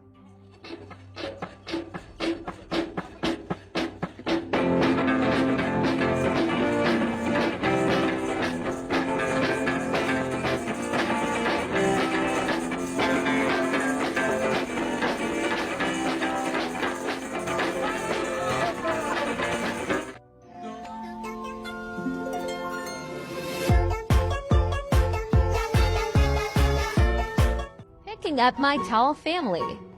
Challenge. Level 1. Level 2. Level 3. Level 4.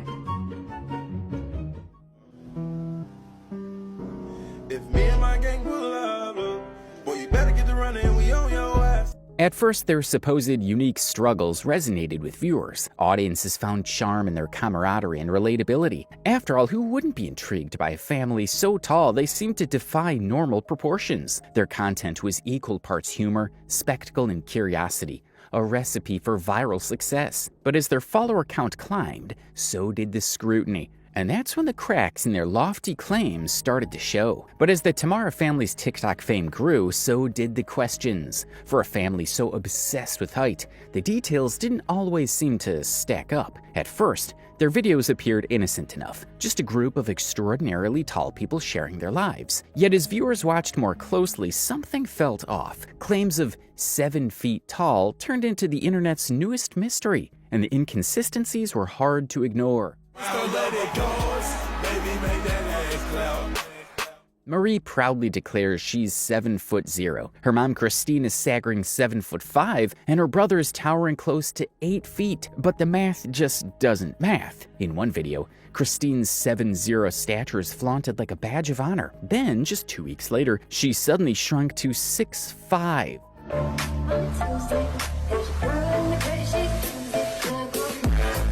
Did she lose a bet with gravity? Skeptics joked. The discrepancies weren't just in the numbers, they were visible. Clips showed Marie standing next to people who were supposedly much shorter, but the difference seemed less NBA star next to middle schooler and more close enough to eye level for comfort. Then there's the camera work. In video after video, full-body shots of Marie and her family are suspiciously absent, especially in those that focus on height claims. Instead, the Tamaras seem to favor low angles, tilted perspectives, and strategic cropping. Add in their fondness for heels, platform shoes, and suspiciously thick soles, and suddenly the towering giants seem a bit elevated. I love your daughter. What do you have to offer her? Nothing. Only this. What's that supposed to be about? Commenters weren't shy about pointing this out. Why don't we ever see their legs? It's like their feet are allergic to flat ground. Perhaps the most consistent part of the Temara family's strategy is their careful casting of supporting characters. Marie is almost always surrounded by much shorter people, or occasionally dwarfs, making her already above average height seem even more exaggerated. It's social media 101. Contrast is everything. When everyone else is knee-high, even a moderate giant looks like a skyscraper, one viewer quipped.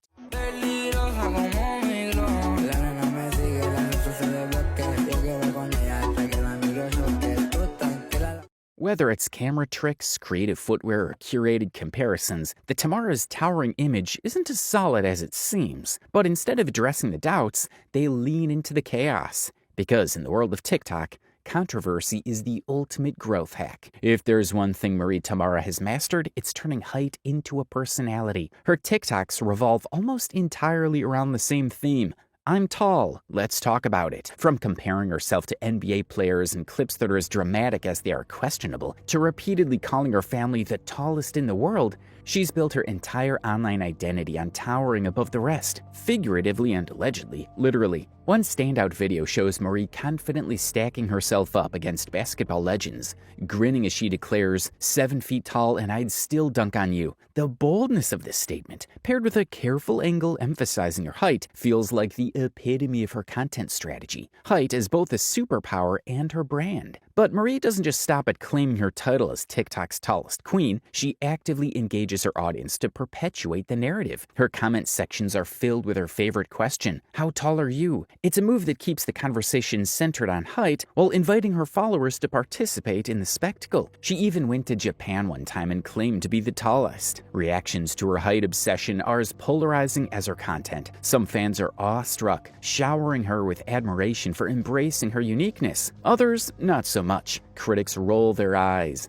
with comments like, we get it, you're tall. Do you do anything else? But instead of addressing the skepticism, Marie doubles down, ensuring her height remains not just a detail, but the entire plot of her TikTok saga. Marie Temara's height saga didn't stop with her. It expanded into a full-blown family affair. First came her mom, Christine, whose shifting height claims, ranging from 7'0" to 6'5", were a constant source of raised eyebrows. But then Marie upped the ante, casually throwing her grandmother into the mix. Suddenly, this wasn't just the tallest family on TikTok, it was a generational phenomenon. In one particularly over-the-top TikTok, Marie gleefully introduces her grandmother with a bold claim about her towering stature. The absurdity reaches new heights, pun intended, as viewers are left wondering if every family member will eventually join this escalating height narrative. It's almost comical how casually these claims are made, as if adding a 7-foot grandma to this story were the most natural thing in the world. But the addition of her grandmother didn't do much to quell skepticism. If anything, it amplified it. Critics in the comments quickly pointed out inconsistencies and asked the burning question, how many 7-foot women can fit into one family? And yet the Tamaras didn't flinch. Instead, they leaned further into this spectacle,